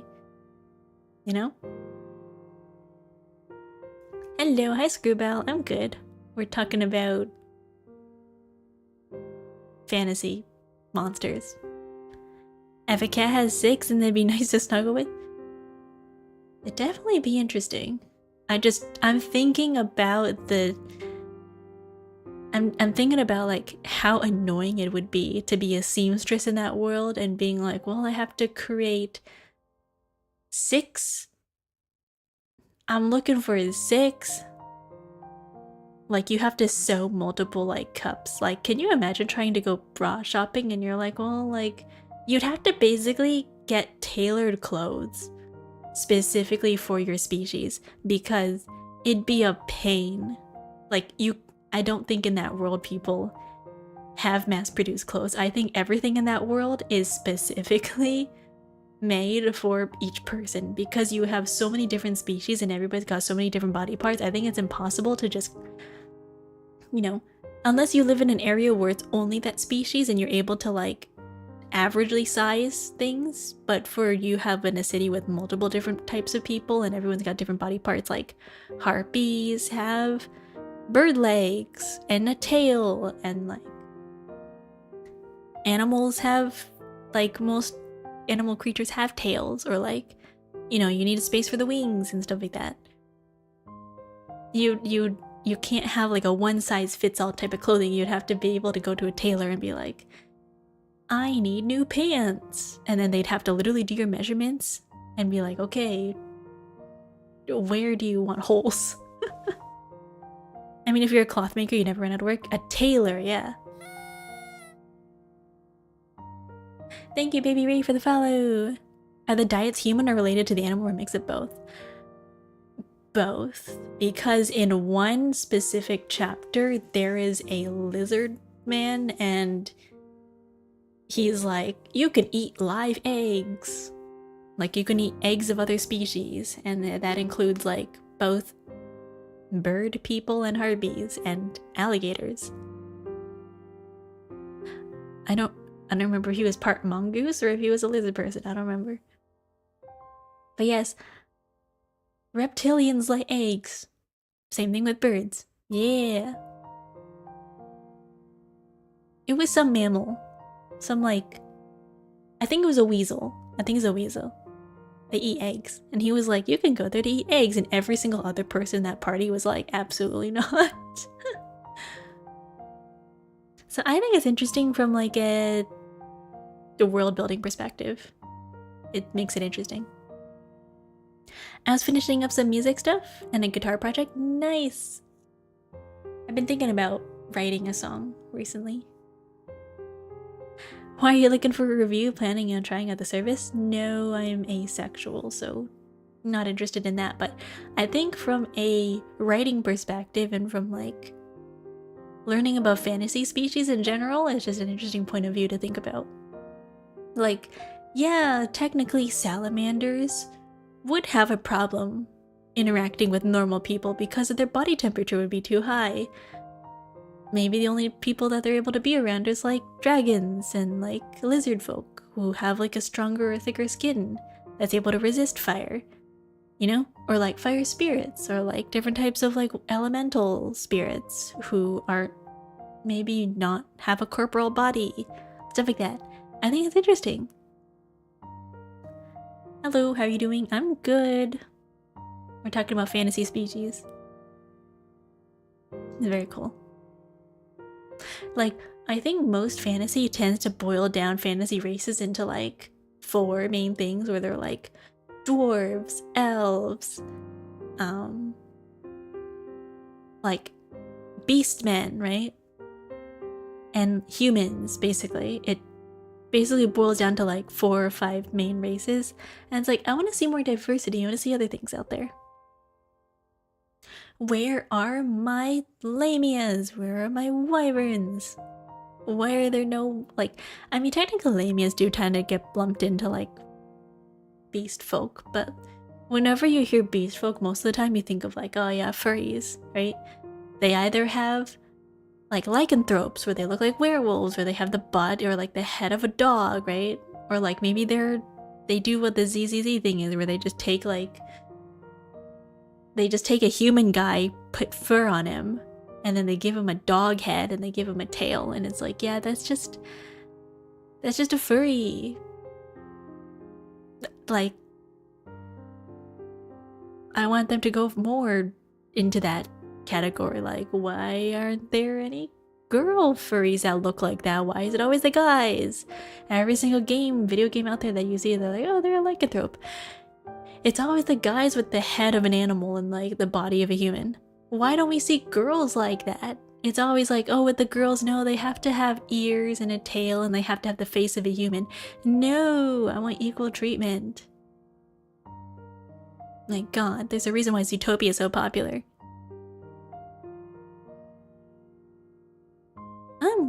Well, I'm just talking about cowards.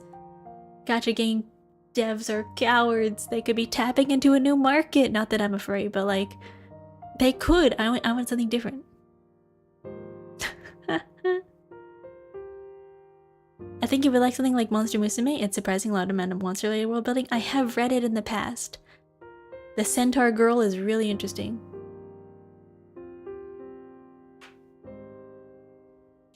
I've read Monster Musume in the past. That's why I was talking about earlier how like monster.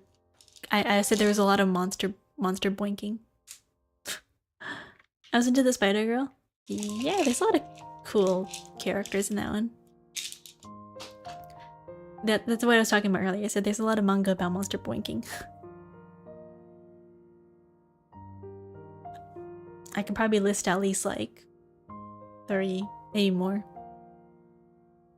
Also, not the Centaur girl, but like the there is a manga specifically about a centaur, and she's like the main character. I forgot what it was called.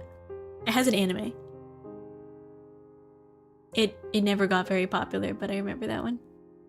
It's literally like a high school girl, and she's like a centaur. That's literally it. That's the story. I was like, okay. And she's like the only centaur girl. I was like, okay, that's interesting. It's not Uma Musume. It's like she's literally a centaur wearing a high school girl uniform. I like the Lamia also in Monster Musume. She's cute.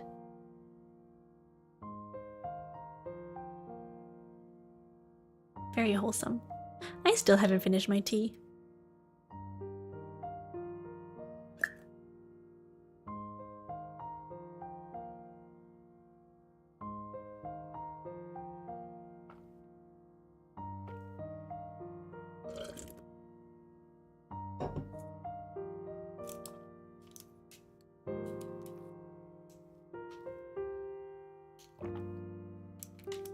I was into the zombie girl. There's a lot of cute girls.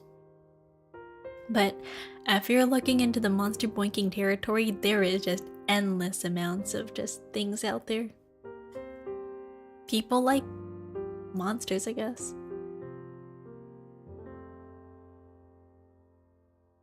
I need more diverse freak. There is a yaoi. There is a BL where a guy dates a dragon and the dragon doesn't transform into a human the entire time. It's literally... Can you imagine, like, okay, I want you to imagine Clifford and the Big Red Dog, but like if Clifford the Big Red Dog was a dragon and it lives in this guy's backyard and they're dating. Okay, that's what this manga's about. And did they I don't remember. I think they do. But it's not very long. They make it work, you know? I have to look it up. I don't remember what it was. Let me look it up. I'm gonna see if I can find it.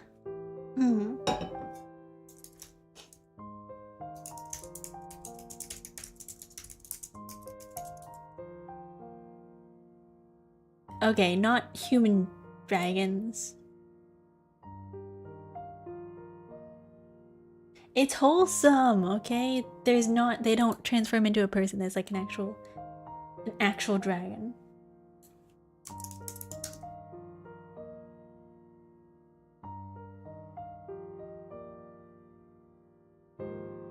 No, I can't find it.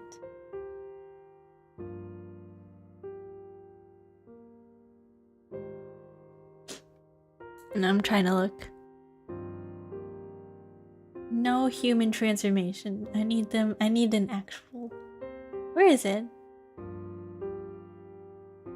There was one I read a long time ago about a demon / dragon mother taking care of her kid. It's cute.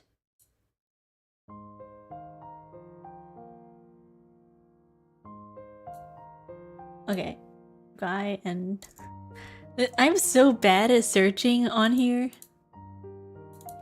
My search terms are so bad. I typed in BL manga about guy and dragon, but I'm getting normal ones.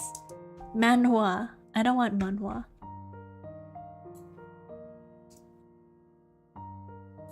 I have to type in literal dragon.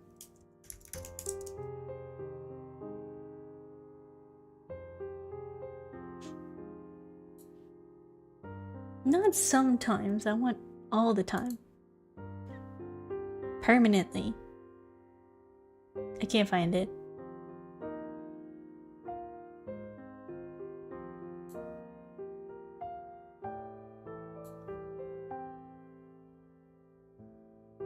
I can't find it. I'll look for it later.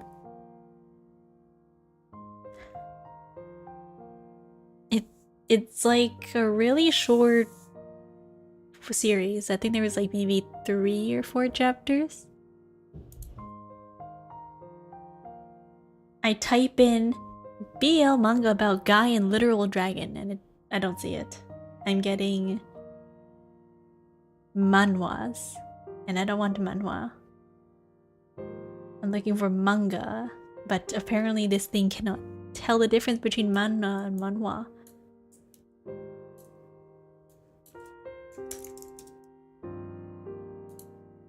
Okay.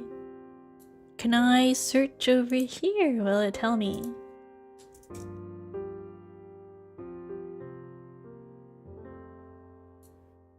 No, not manhwa. It is! I found it! Wait, is it this one?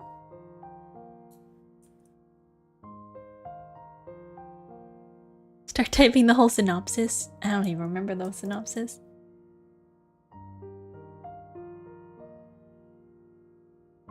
Yeah, here's a synopsis.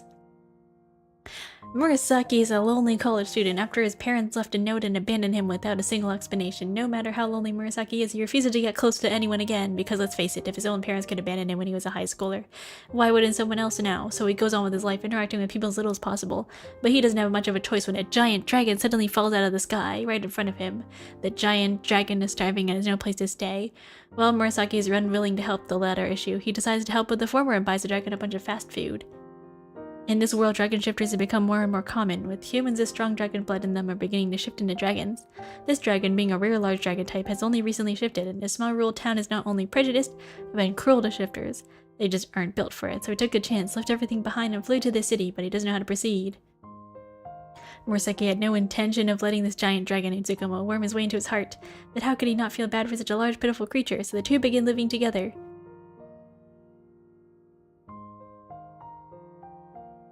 Okay, so it's called, English title is Stay With Me, My Dear Dragon. They typed in this review, giant dragon begs to move in with sad college student. Sounds normal enough. It's very wholesome. It's not actually like weird. I'm pretty sure there is no actual, like, sex. Okay, never mind. There is one scene of sex. It's very brief, but he stays a dragon like most of the time. It's called Stay With Me, My Dear Dragon, or Soy. Wait, I can't see. Text is very small. Soy Togete Ryujin-san? Who's the bottom? The human. If you like relationships where there is a size difference and you want to see a giant human, no, a giant dragon with a human, interspecies relationship. Yeah.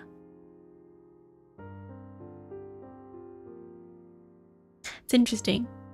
I read it a long time ago. It was wholesome. It's not weird.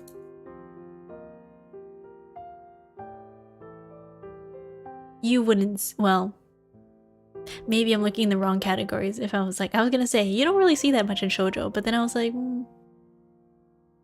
maybe I'm looking the wrong tags. I'm looking in the wrong sections if I'm gonna be looking for that.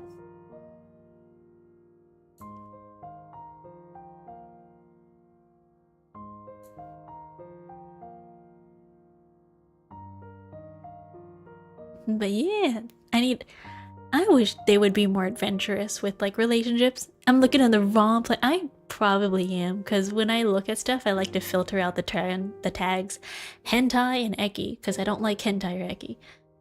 Why is hentai censored? That's not a bad word. My god. I like the size difference, but smaller top dynamic. Yeah. Personally, I like when the shorter person is the top, because I like I think it's fun. The tea looks delicious. It is. Hello Tip Top Cherry. I was reading one of those like solo power leveling manhwas the other day, because once in a while I'm like, I will indulge in power leveling slop. And it's so funny because like the main character, he isn't like a 6'2" Chad unemotional like guy. You know what they did to him? They made him 5'6", and every single time they like put him next to a dude who's like 6'7". They like to make fun of his height. They're like, who's this guy? They're like, oh, look at this guy, he's like average. I'm like, oh, they're doing him so dirty.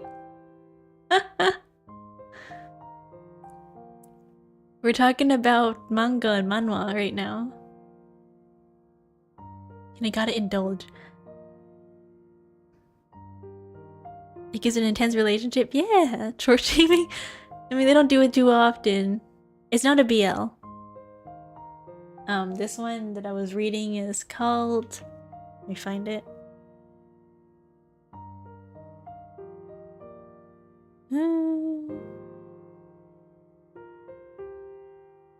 The max level player's 100th regression. It's a manhwa. The max level player's 100th regression. And I like it. It's actually a little bit different, because the main character has a family member who's alive and he actually cares about them. Oh my god, he actually has human relationships and he changes outfits. He wears a different outfit every single episode. Every chapter. He's a baby girl who likes to slay, you know? He's always wearing different outfits and he likes to change and like be fashionable. Even his armor changes. He's not wearing the same dumb tracksuit every single time he goes to like another world. You're like, wow. And he's actually smart, because he's a regressor. He spends his regressions going to the lottery and making money and investing in stocks. I was like, wow, I've never seen someone actually like, maybe they'll invest in the lottery, but he's like, I'm gonna go invest in Bitcoin before it explodes in popularity and goes down. And he's like, I'm gonna go invest in stocks too. And he invests in companies that he knows are gonna blow up later on. And I was like, wow, an actual smart guy who knows how to invest money. The bar is so low, and he actually has a relationship with his like younger brother, which, by the way, his younger brother is taller than him, which I found very funny.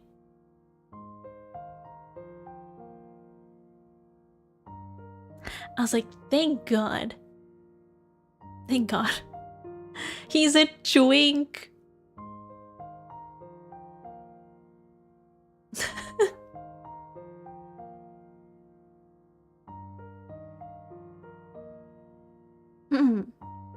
I like that.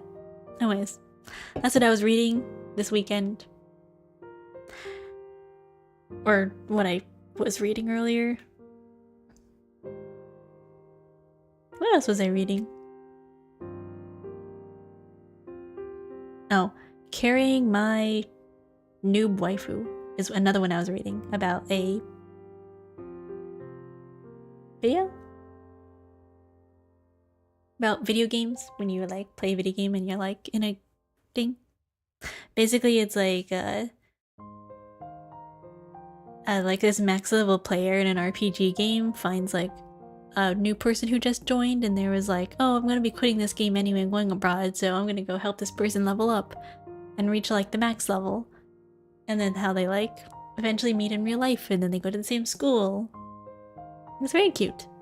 There's a lot of manga and manhwa with that premise of like, we met in the game and now we're like, we meet in real life. You'd be surprised. There's a lot. So I started reading like a lot of that type of genre, like gaming genres or like RPG kind of esque genres, because I was craving for it. Because I started reading this I started rereading this started rereading this Danmei novel about this guy who gets into like a huge misunderstanding with another person because his close relative, basically his like almost sister, his cousin, his close cousin, got into an online relationship with a guy who basically like cheated on her and like spent all her money. He like borrowed a bunch of money from her and then he like was like really bad. And then he ran away. So in order to take revenge, he decided to catfish, buy an account of like a female player, get a voice changer, and then lure the original, like the other person's account to try to make them fall for him so that he could be like, haha, the person that you fell for was me, a guy. And basically just pull like, I don't know, a one-over on the guy. But it turns out the original account's owner was like stolen, I guess, by a, not a hacker, but like, I don't know if you guys ever play games. Like they call it a booster, where you play on another person's account for them while they're away to like keep the account active and keep your place and ranking or whatever. But the person stole it, their account, and then they did a bunch of like bad things to other people. And for some reason, the stupid thing is, instead of clarifying, they just let it go. And it just caused a huge misunderstanding. So like the entire time while this guy's like trying to catfish this other person, they're just annoying each other. Yeah, piloting. So that's what the novel I was reading is about. So thankfully, one of the people realized it really, really fast, because they were doing like voice, like one of the people recognized the other guy's voice, and it turns out they went to the same school, but they didn't know until like he got drunk and he literally told the other guy, he was like, "Oh, you sound like my online friend," and the guy was like, "Wait a minute, let me add you on this like online or whatever, on like this game or like chatting platform." And they're like, "Oh, you have the same username as like this other person that I know." And then they were like, "Wait a minute,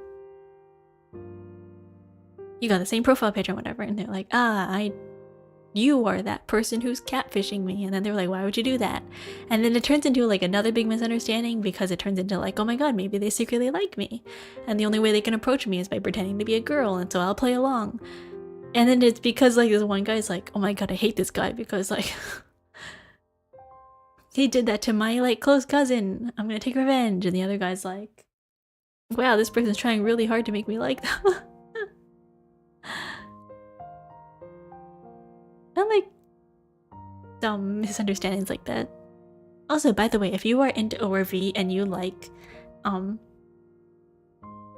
if you like Jongdok from ORV, I recommend the fanfic from 3 Crossings called what was it called again?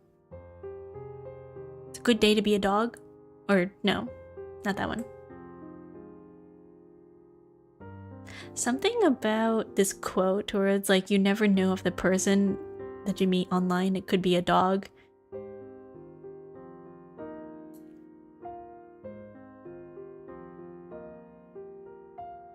I gotta look it up. But it's a really good one. If you look up the author, Three Crossings, they have so many good fanfics. Maybe they're a spider? Maybe. Catfish.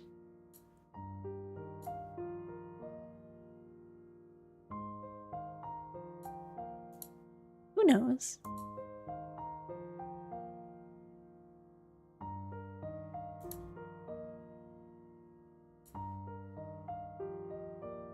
Who knows? But yeah. Thank you, Puffy, for the follow. If you like John Doe, I recommend.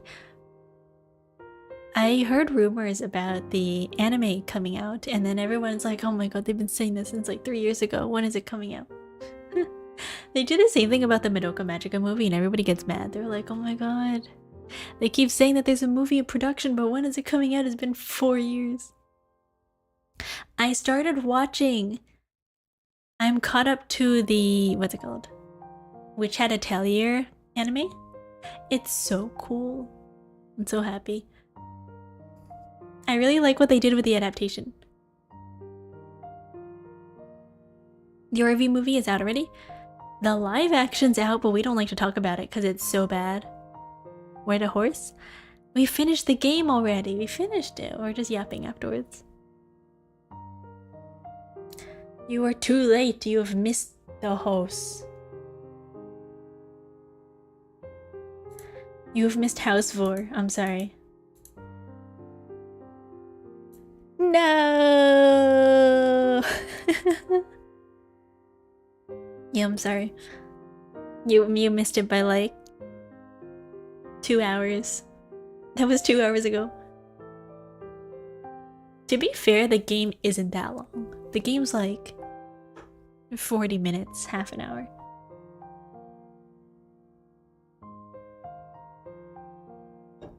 It does require a little bit of memorization on your part because you have to remember where the tapes are, but you know, doable.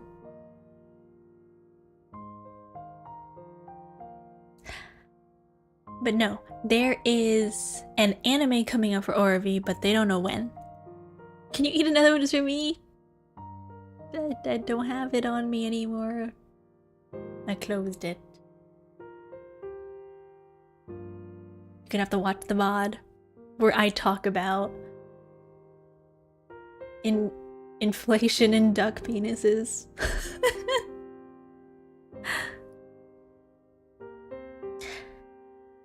There is a... What the VOD I shall? Hell yeah. I really like what they did with the, what's it called? I really like what they did with the... What's it called? Oh, the Witch Hat Atelier intro and outro, on how they made it look like a storybook, and then they like stylized like a lot of parts of the story to look like the manga. The mangaka's art style. I think it was very cute. I like what they did. Very, very detailed. Very pretty too. I know some people were complaining about like the hair and the outfits and whatever, and it's like, it's animation, what do you want from them? But I like it. I thought the animation's really good. There's like some sections in there where they actually over animate and you're like, what are they doing for this like 3 seconds of like insane animation? You're like, what? It's really good. Good story. See, that's what I want for storytelling and like world building. Like Dungeon Meshi, I always recommend, if you like the world building of Dungeon Meshi, you would enjoy the world building of Witch Hat Atelier, because Witch Hat Atelier has an entire spin-off manga series called Witch Hat Atelier Kitchen, where they only talk about ingredients from that world and how they cook. So it's like, if you like cooking manga, like in Dungeon Meshi, you would also enjoy Witch Hat Atelier Kitchen. But Witch Hat Atelier Kitchen isn't adapted to an anime, but I highly recommend. I actually watched... No, I read Witch Hat Atelier Kitchen before I watched Witch Hat Atelier. Or before I read Witch Hat Atelier. And I was like, the entire time I read that, Witch Hat Atelier Kitchen, I was like, that's so weird. Who the heck is this guy? Who is this character? What's happening? And then later on I read the actual Witch Hat Atelier afterwards, and I was like, oh, that's who he is. Okay. I thought it was so funny. They're like, yeah, the reveal of Chifri, not Chifri, Olrugio. They're like, yeah, by the way, the entire time that you've been here, there has been this guy living in like the back shed. He just has a different schedule. It's like the mangaka was like, I'm gonna write a story about these two guys only, and eating, just having a domestic relationship together for like 80 something plus chapters. Hell yeah. And it's still ongoing. It like, they're so powerful. It's like they wrote Witch Had to Tell Your just so that they could write Witch Had to Tell Your Kitchen, just to write a domestic like household like cooking manga just between Chifri and Orugyo. And they're like 4 adopted children.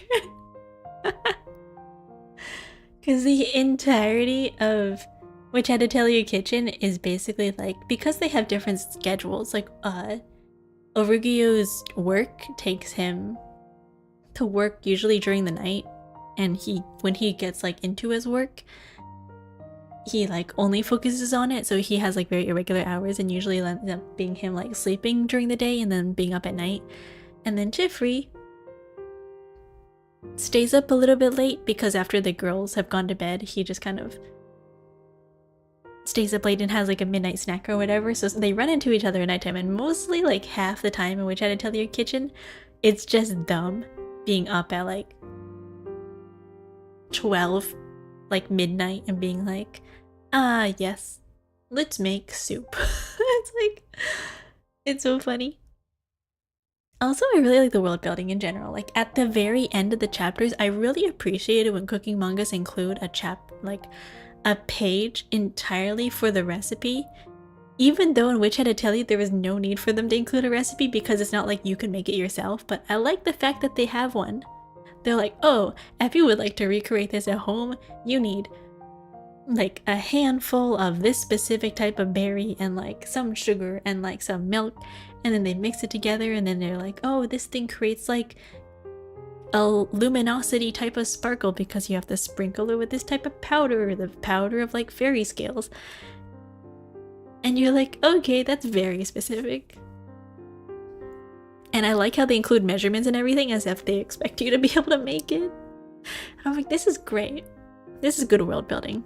I appreciate the recipe and the confidence. Because I screenshot recipes in cooking manga if they give it, and then I'm like, I'm gonna try this later. Sometimes it turns out well, sometimes it doesn't.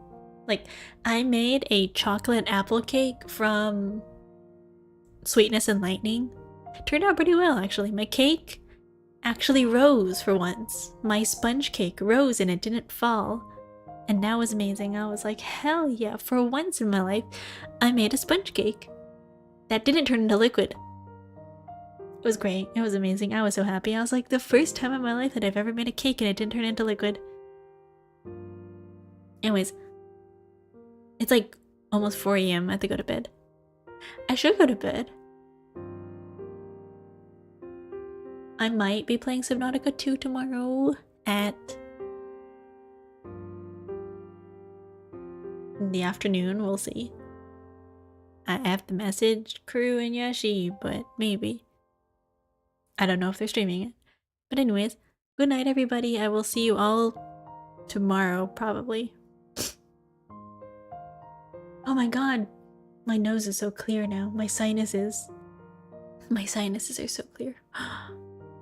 I sniffed for the first time in like 2 hours. My nose is so clear. Also, I think I'm developing a headache from my tea. Good night. See you guys. Good night. I will see you guys tomorrow, maybe. Bye bye. Wait. I have to see who the heck is streaming. Who is up right now? Is there anybody? 420, let's go. Bye bye. Anyone streaming? None of my friends are on. None of my friends are up. Who the heck are they?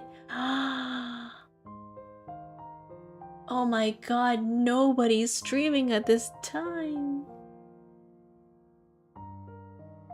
No. Alright, well, nobody's up. It's 4 AM.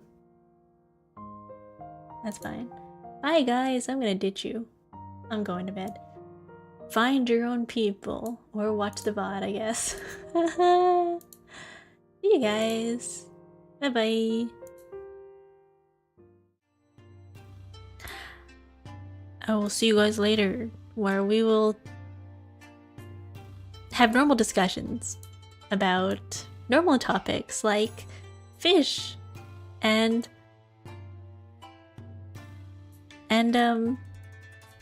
intergalactic space travel. Yay! I was trying really hard to think of a normal topic there. Man, I could have just talked about food. Oh well. See you guys later. I'm going to bed. Bye bye. Bye bye. Good night. See you guys later. Bye bye. I hoped you liked Anatomy. I thought that was an interesting game. I should have called it House Vor. I forgot the term. Is my name Kylo? Is my name Kylo? My Kylo Ren.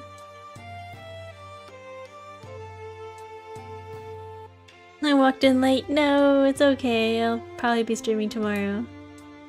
And like, who knows? Oh my god, I have to clear in my reward requests.